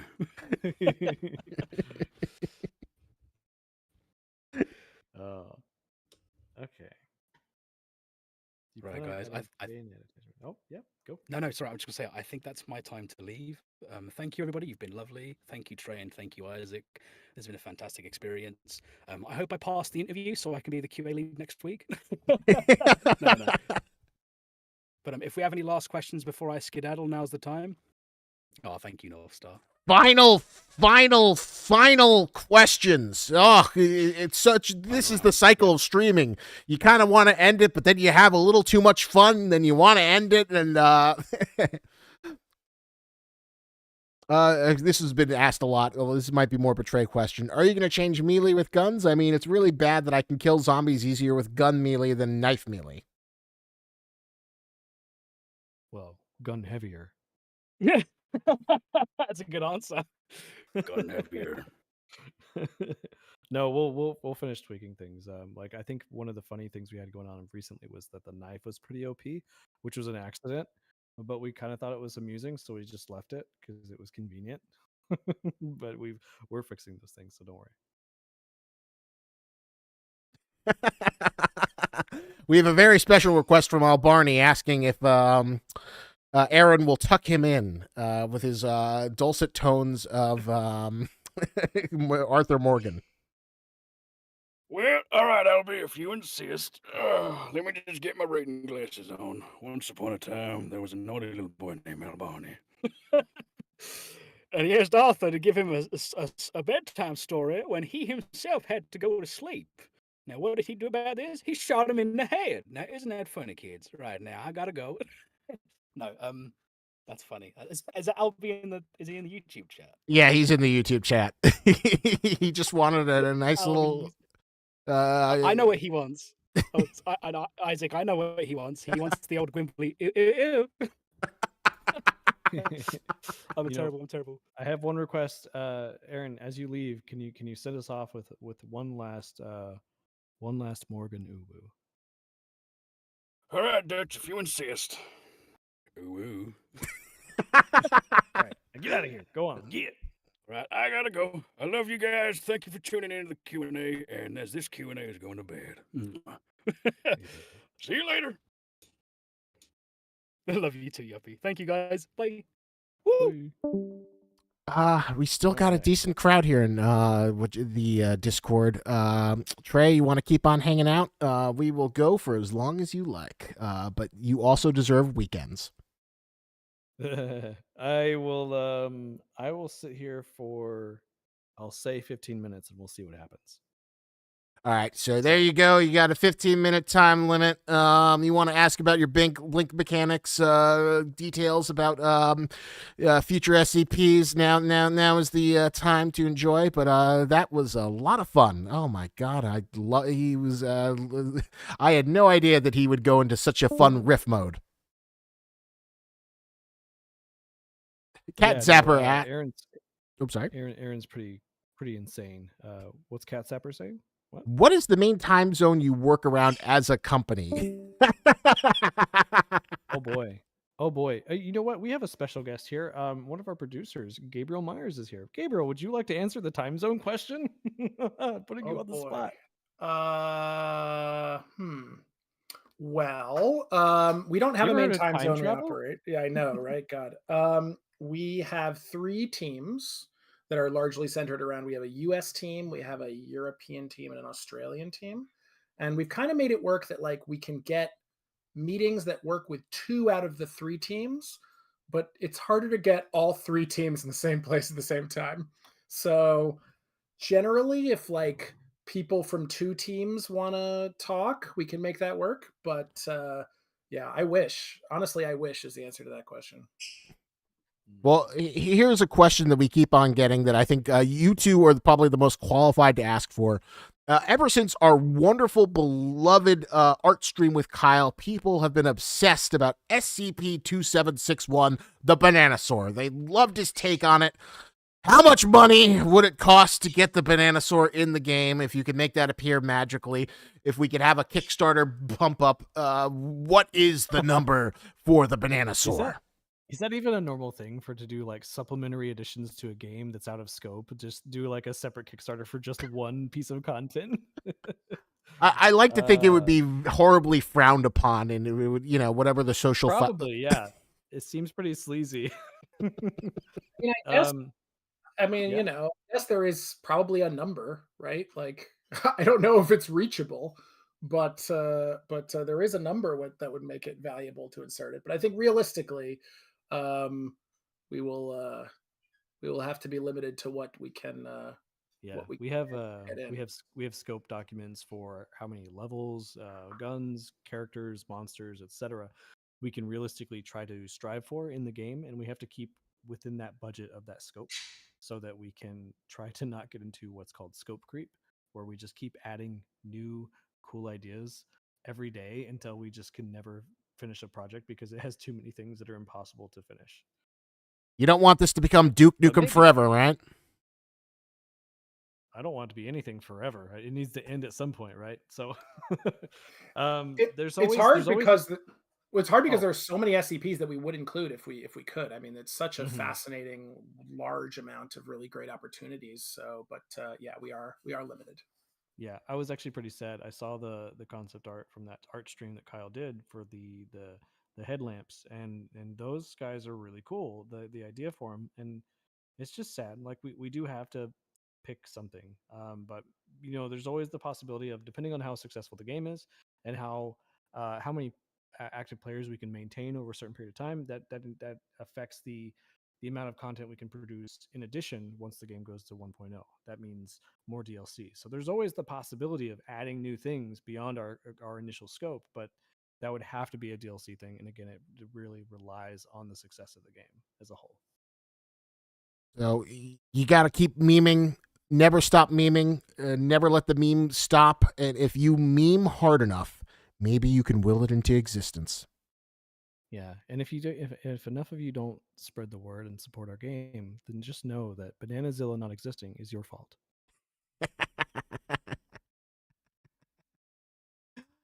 Jack the Jack asks, oh, here's a question. Would it be difficult to add dedicated healing animations or make some adjustments to the current healing system? Whoa, that's a question that has ties to topics I'm not allowed to talk about. So, nope. Wow. I thought that would be an easy one. Okay. Who knows what healing is planned for the future? Although, Gabriel, would you say that there's like dedicated work time zones for the 3 individual teams from a scheduling standpoint? Well, I mean, one of the things that we're instituting now is sort of core hours for different departments. So we've been sort of trying to streamline some of our production by getting specific departments to have hours that we know that they'll all be available, as sort of a way of like making sure that we can communicate more effectively from department to department. It's actually really a fascinating issue, from a problem solving perspective, to sort of manage how you get a production company to function, a game development company to function like around the world. And the most recent thing we're doing is trying to pick core hours for departments, and we'll see how that works. And my goal is to try to make it as efficient as possible without making anyone have to get up at 2 a.m. to have a meeting. So that's always the balancing act that we're trying to pull off. And it is a precarious, ambitious balancing act, making something that for all of you guys. And it's so great that you can finally see the trailer to see what they're cooking on multiple different continents.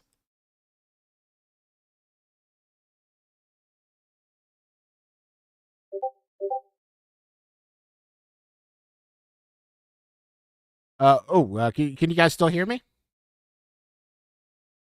Oh, there you are. Hello. Yeah, I can hear you. Oh, all right. There was just silence. So I was like, that is the no. the true horror of the digital age. You're never quite sure of like, did it go through? Did I get disconnected? Or the Discord goblins afoot? Sorry, my bad. I've also had there's stormy weather nearby. It's not really bad, like it's not close to me or anything, but like I'm using Starlink, so it messes with my connection sometimes. So I sit patiently until it feels like it's too long of quiet, and then I'm like, wait a minute. Cat Zapper asks, as of right now, how many total SCPs are there planned? Or would that be too much of a spoiler to put a firm number on it? I don't know if we want to say what number it is. We do have a number.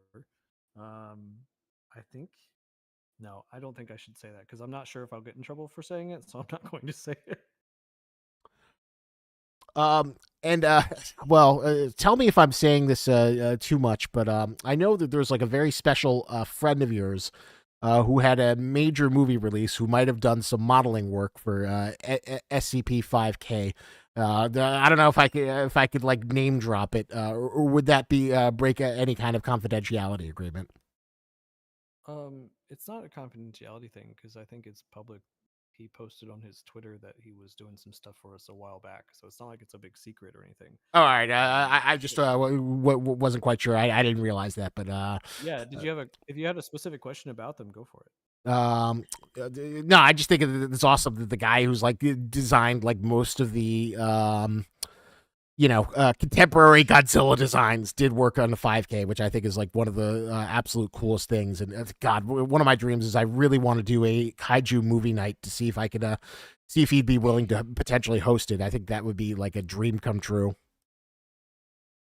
Oh yeah, maybe. Do you think you'd do like a classic kaiju film, or would you do like a newer one? I would leave it. How many people have seen the like the black and white Godzilla? That'd be cool.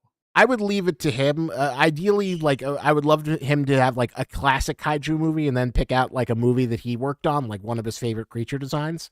But yeah, I just think like a kaiju night would be amazing to do with him. I've just always been like, "Ooh, I'm not quite sure what the relationship is. Should I reach out or should I not reach out?" Ooh. This is the man who designed the Scar King. I can't. I have to be very judicious. Oh no, he's very friendly. He's very open. He's not a big scary thing. He makes scary monsters, but he's not a scary monster. Actually, Sterling had pointed out he does a thing called Creature Corner on the Noman School YouTube channel, and they do it every Tuesday, I believe. But they just did a big one, I guess, that was like kaiju themed, and apparently I missed it.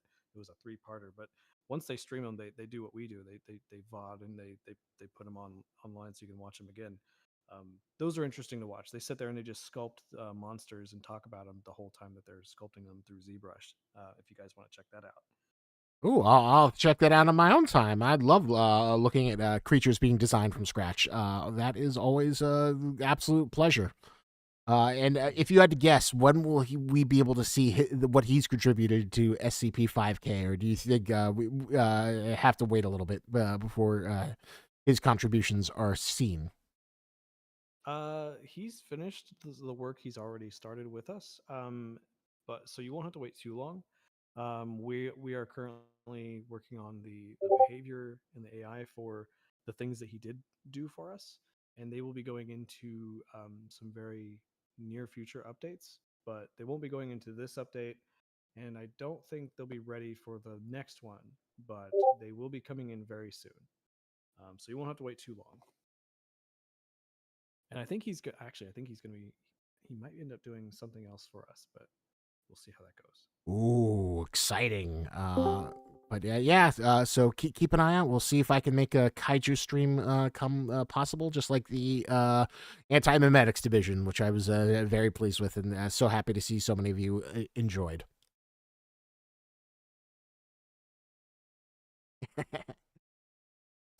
Sterling is excited about the idea of a kaiju night. Who wouldn't be? I know. They're just like amazing, glorious creatures. Kaijus are basically SCPs, and some SCPs are kaijus. So it's interchangeable. Monsters, that's all that matters, right? We just want monsters. I'm actually curious, like how many, out of all the people here that are hanging out on the Discord stream right now, how many people are here because of the tactical side of the game, and how many here are here for the monsters and the SCP side? That is actually a really good question. Here we are. We are putting it to a poll. What brings you to 5K? Tactical realism or cool SCP monsters? The poll is up in the Discord. Answer. Let Trey know, and I will also put a poll in the YouTube. Although people, we did have a poll discussing about what should the nickname of 3199. I might have mentioned this already, so stop me if I'm repeating myself. But The two choices were Bob and Nuggy. Nuggy kind of was winning the lead the last time we checked with the audience that was here previously. Yeah. So oddly enough, earlier today, Gabe is aware of this, but Bob got taken by something else internally. So sorry on the Bob. And Nuggy, you might not want to waste it on this big version of 3199, but that's just me. Is there more suitably tasty SCPs coming in the future that would be absolutely wonderful in barbecue sauce? I'm just saying that 3199 as it is right now is not really nugget sized, but there might be a possibility otherwise. Ooh. Maybe it would be better to call him Tendy instead. Tindy. The best dang chicken tenders. X Reaper asks, when baby 3199? When the baby 3199. Well, it depends. Which came first, 3199 or the egg? No plans for like when you kill one, they spawn out a few eggs that hatch and start nipping at your heels. No comment. Also, I was kind of curious. Is the wonderful chicken monster kind of get any inspiration from Dead Space 2 Stalkers? The Stalkers in Dead Space 2. A little bit, yeah. It was a combination of those guys and also the sort of stalking type clickers that exist in The Last of Us Part 2, which I think they added to the remake of The Last of Us, the first one. But it was inspired by both of those things, the behavior of it, and velociraptors from Jurassic Park. We wanted them to not feel, which they're not finished yet. They're in the game, they're functioning, and they're great. But we've got a long way to go to still achieve like the desired behaviors and mechanics that we want them to have. So we want to make them much scarier. The goal is to avoid them being like a dumb shooting gallery thing. We didn't want it to feel like Duck Hunt. We wanted them to have some level of intelligence and self-preservation so that they felt like they were taking cover and trying to get close to you before they would attack. So yeah. That is an interesting balance because they're chunky boys. They are very big. They don't strike me as stealthy creatures, at least from appearance. Yeah, but that's what makes it all the scarier whenever you're in a dark space and you just hear the heavy thud and slap of its bare feet just stomping towards you from behind, and you're just like, wait, something's moving, and it's this big fleshy pink thing with a cake, and it's coming to eat you.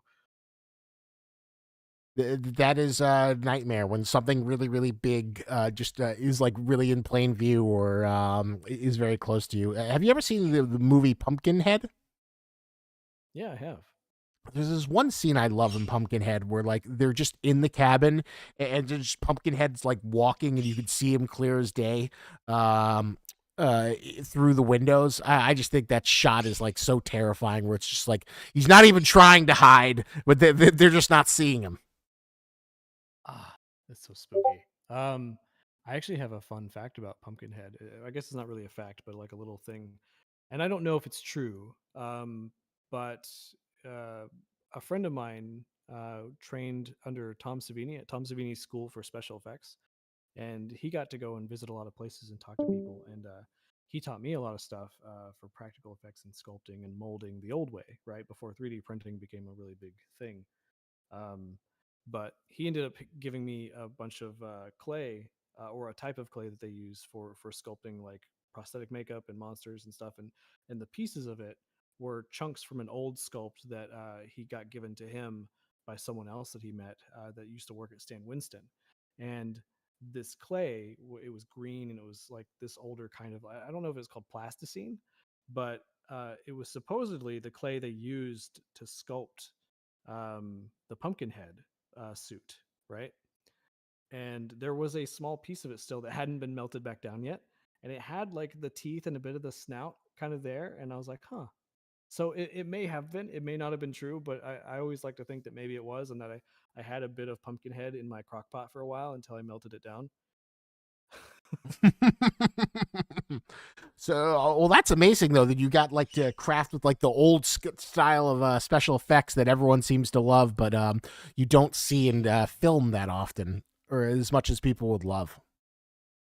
Yeah, it's one of those. It's kind of unfortunate to me because I always thought that was fascinating, and when I learned how to do it, very soon afterwards, that became less of a thing that people were doing in movies, and so I was like, oh, I learned the old ways right as they died. Damn it. Well, every now and then you see like a Kickstarter project where it's like, hey, we're bringing it back the old way. We got Lance Hendrickson. We're making an old style practical effect monster movie. But yeah, sadly, it's but you know, it makes you a richer person, and I'm sure it makes you a better artist to have those old techniques in your repertoire. Oh Um, yeah, I appreciate that I learned it because those skills, like, you do have a much bigger appreciation for that method and creating something digitally because you know the old school way. Those skills did translate in some way, like the sculpting on clay to sculpting digitally. So I do appreciate it. Yeah. but it seems like people love the monsters, although there is appreciation for the tactical. Um, Chuck asks, some Wingstop could hit right now. We need a parody chicken brand in the game. What are the chances of getting a parody chicken brand to come into 5K a la the classic Beppis and Conk?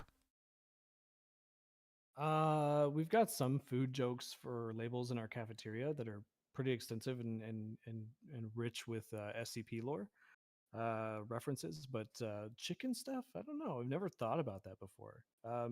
I wouldn't be opposed. I wouldn't want to be like too forward about it because we try to like we want to put Easter eggs in the game and be funny, but we also want to not completely disrupt the tone of what's actually going on. But I guess sometimes that makes it funnier whenever you go into like a kitchen scene and then you find this little chicken bucket and it's got weird shit on it.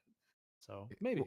Save it as an Easter egg. You just have like you know, there's a part of the foundation. You open up a secret lair, and then you see a chicken bucket, and it's emblazoned with the logo of 3199. And maybe there's a lore document explaining that there was a splinter cell of the foundation that thought that they could monetize 3199 because it just tastes that damn good. It may be human, but it tastes just like chicken. Exactly. Yeah. The size of the human with the. Hmm? Oh, I was gonna say the size of a human with the taste of a chicken. If there's a rule, if it's too humanoid, you can't eat it. I think that's from Delicious in Dungeon. It's like a new anime on Netflix, which is really good. It's basically like D&D kind of thing, but like they have trouble getting food easily whenever they're crawling through a dungeon, and so they decided to start eating the monsters, and they come up with gourmet recipes for them. That's pretty fun. Oh, those are the best parts where they have the little cooking montage and they play the music and they serve the dish. I guess. Animated food, so it looks so good. It looks so tasty. Well, here's an interesting question. You know, since I'm familiar with that series, what if those characters, you know, the Delicious and Dungeon Meshy crew, found their way into SCP or Area 12, what dishes would they concoct with the SCPs that are in there right now? Because I know there's an episode where they managed to cook living armor. Would they be able to find some way to eat Peanut? They could make stone soup. Yes. I imagine 098 would be turned into ramen very quickly, and I would love to know what teriyaki 3199 tastes like. Personally, Also, I think. Oh, yep. Oh, I was just gonna say on the subject of 3199, I'm actually really looking forward to people playing the game and hearing some of it because they're here. I want to point it out. Michael Pfeiffer, our lead sound designer, he's done some exceptional work on all of the new sounds that we've implemented into the game for things like 1262, the door mimic, the 3199. Um, there's uh there's things that we haven't really highlighted as much in the trailer, but whenever you hear this stuff, like, it's easy to take it for granted. You're going to hear a lot of great sounds that didn't exist in the game before, and I hope everyone appreciates it because it's cool stuff. And some of it he actually recorded painstakingly in my garage with me. We were breaking glass and getting shards of mirror everywhere, and it was such a mess. I still find pieces of glass. We put blood everywhere. We had ropes and anvils, and we made a ton of noise, but it was a lot of fun. So I hope you guys appreciate all the sound design that goes into it, because it's a lot of work. Piper, I know you have a session scheduled for next Friday, but if you want to give a little preview or say hi, you're more than welcome to. But you can also, just relax and enjoy the discussion. But you are always welcome. You also have $1 million voice, if I do say so myself. Someday we're gonna have to figure out a way to have you and Aaron just riff on Red Dead Redemption 2 role play. I just want to quickly say thank you, Trey, for letting me permanently stay in your garage floor. Yeah, there's a blood stain in there. It's not going away. What does that stain come from? Oh my God! Literally, the blood, sweat, and tears going into this game. Yeah, it's not real blood. If that makes it any better. Well, what fake blood did you need to make such a good sound effect? That's what I want to know. Well, we made the fake blood because practical effects training and stuff. We have our own recipe that we used. A friend of mine and I, yeah, we just needed wet sounds. Okay, I can't say why, but sounds actually can be used for a lot of different things. You'd be surprised. Like splashing something can then be modified by the sound team and be used to create something completely different. That's not what you expect. So we just tried to get as many weird things as we could to work with. Did it need to be colored, staining red? I mean, I love the whatchamacallit, the dedication towards your craft. Yes, it did. Because it's not as fun if you're not covered in blood, right? Right? That's what everyone says. Everyone says that. Nobody says that. Just me. Okay. The immersion, the extra level, the sacrifice to allowing friends and family to come visit your garage. That is the extra affray difference that we always love to hear you appreciate, especially with a big update coming right around the corner. Yeah. And Piper, in response to your comment, caring about sound in a horror game, let alone a tactical game when we're trying to get realism with our guns, the incredible animations, the sounds that go into it, all that's great. It's amazing, but sound it plays a huge part in a game that has horror elements. So of course we're going to care about it. Absolutely. I'm trying to find a picture because I know I sent you some, Isaac, a while back of my garage covered in blood, but I can't find it. I remember you gave me some like teaser images and I used them for the that was like one of my favorite things when I was first starting out, when we were like building up for the Halloween sale, and you gave me some like images of like when you were like filming the pumpkin teaser, and then I just put out like the blood smears in your garage and people were flipping out. What is going on in the fray? Oh my God, they're losing the plot. What are they cooking? Yeah, filling a pumpkin with blood and cutting it open with a chainsaw was really fun. I'm not gonna lie. I would probably do it again for just for the hell of it. Gabriel, thank you for popping in. It's always a pleasure and always an unexpected surprise. So thank you for coming in. Yeah, thanks. Have a good one, man. I think I might have found I did. I found one. In fact, I found two of them. One of them is just myself and Piper looking at the mess, realizing we have to clean it up. And then this other one is, after we started cleaning it up and we started getting distracted.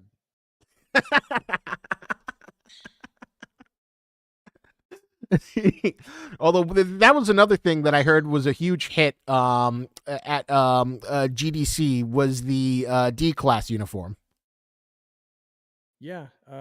Again, the design that Kyle did for the D-class suit, Kyle Fitzpatrick, our art director, and the excellent work that John Timter did. I don't know if he's still here. I don't think so, but he was here earlier. He's the one that recreated the design in Marvelous and simulated it to make it work on our character rig. So everyone really likes it. I'm really pleased with it. I just heard that you Oh, no. constantly got like people stopping you saying like, "Oh my god, that's so cool," and just getting photos everywhere. The real test will be eventually, hopefully, in the future, if Ray will find a reason to have a booth at someplace like PAX West or something, and then you can have Oh, people yeah. take photos at the D class. Yes, we can have an army of them. Sterling, are you in the chat still?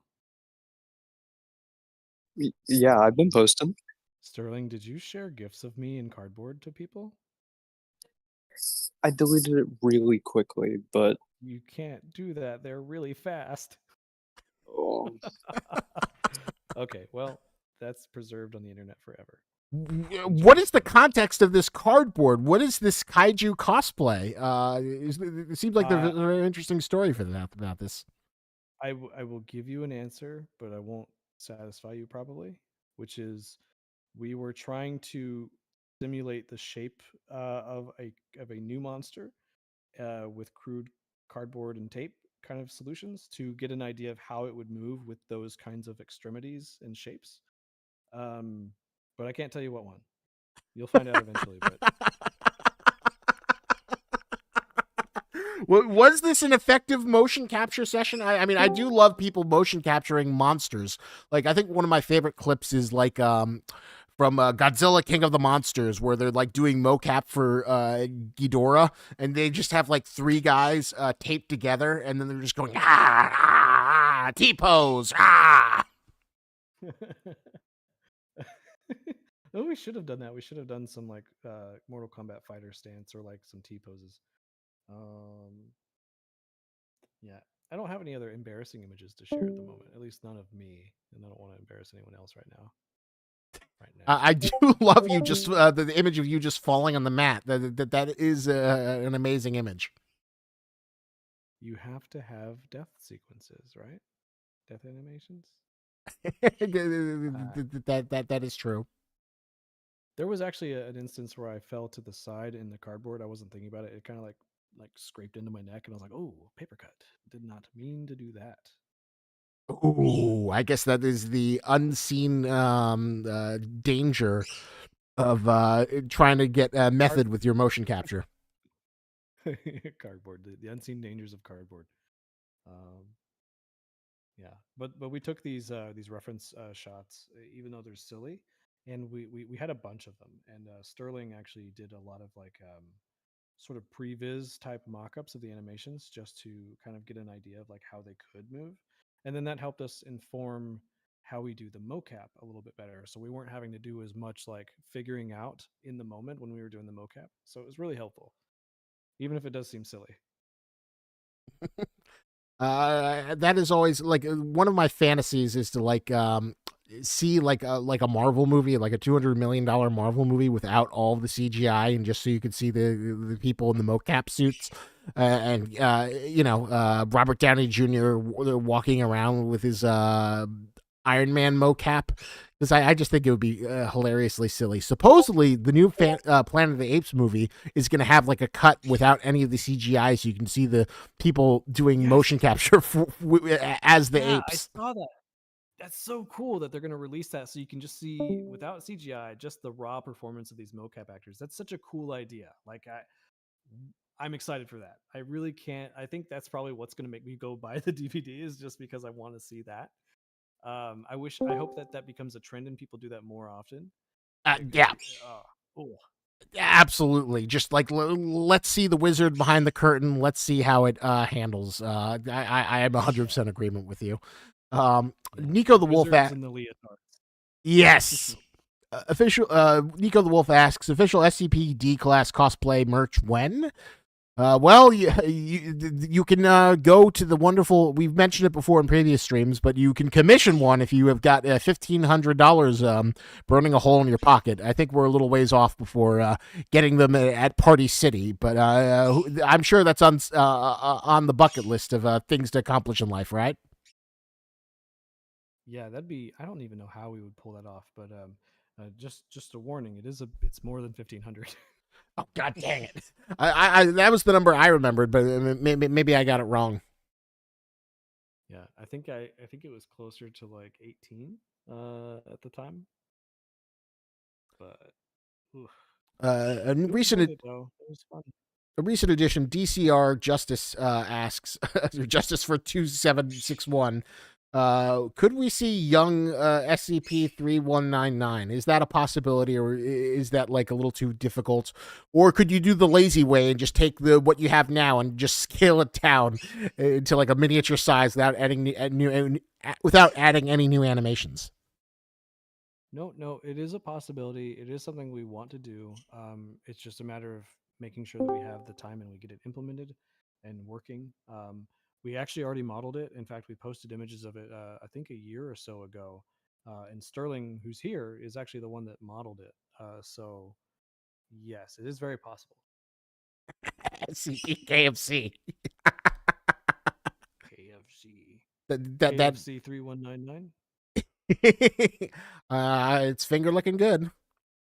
Although I was incredibly discouraged to see that I put up a poll for like what fried chicken are you getting once the update 0.14 goes up. I believe KFC was the winner, but I was very sad that Bonchon chicken did not make it to the upper echelons of that poll.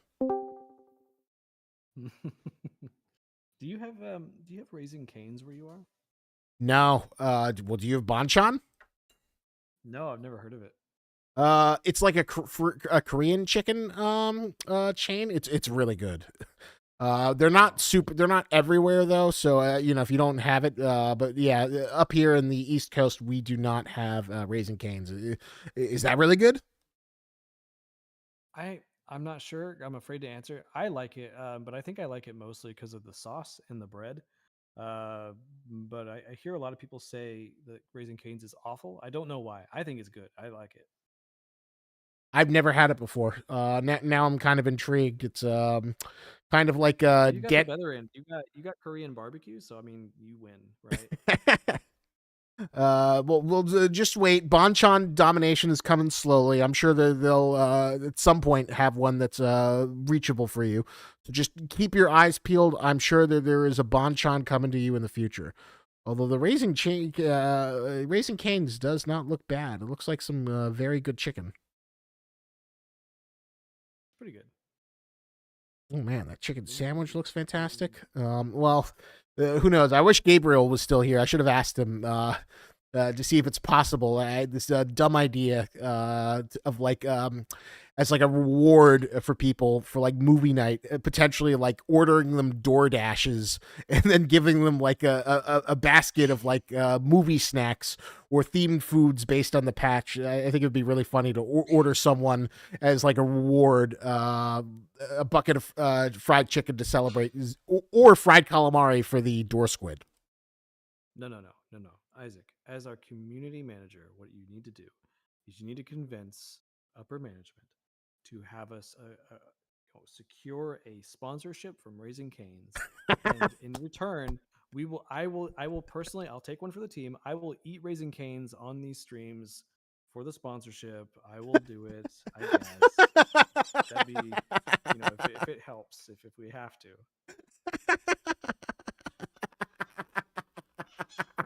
No, you don't like that idea? I don't know. I think that's a great idea. It's a horrible burden. You didn't want to have that chicken, and I think it is incredibly brave of you to put your potential arteries on the line for the sake of this game, for the sake of immersion. And I commend you for your dedication. A man who's willing to risk his garage, who's willing to whisk an upset stomach for fried chicken. That is what you've got here, and that is the team that is dedicated to providing you the best SCP experience that we can possibly make. Yeah, and on the subject of bringing the best SCP experience to you that we can, in the way that we envision it. I am actually getting really hungry, and especially now that we're talking about food, so I probably should be leaving before too long now.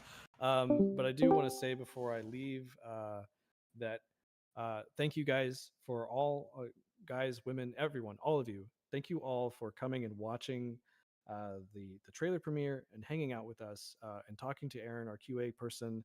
And we have so many exciting things coming. Um, the writing team and Bowman Modine working with me and the producers and the level designers and Noel Barney, the artists, the sound designers, the animators, the entire dev team. Everyone's working on some really cool stuff, and I really can't wait for you guys to see what's coming next, because as always, this update is just a stepping stone towards 1.0 and what the final vision and the full scope of the game will be, and it's going to be amazing. So thanks for joining us on this journey, and I'll see you guys around, and I hope you all get food. I'm gonna get food. You guys want one more uwu? Fine, fucking I'll do it. Right. Oh, you gave you fucking bastards. I'll give you a fucking uwu. Here's your fucking uwu. Well, oh man, We love you all. Thank you. yes. Stay tuned. Next Friday, we will be having Piper, who will be able to give us a look at the wonderful sound design. So if you want to hear Piper and his incredible voice and his incredible audio experience, I hope we will probably do it. As of right now, I think we are scheduled for 8 p.m. EST. So I hope all of you will find it in your time and your hearts to come. Cheer Piper on and maybe get him to give you an uwu too. You never know. Oh. We won. That's gonna haunt me. That's gonna haunt me for the rest of the night. Good night, everybody. Good night. Have a good night, everybody. Thank you.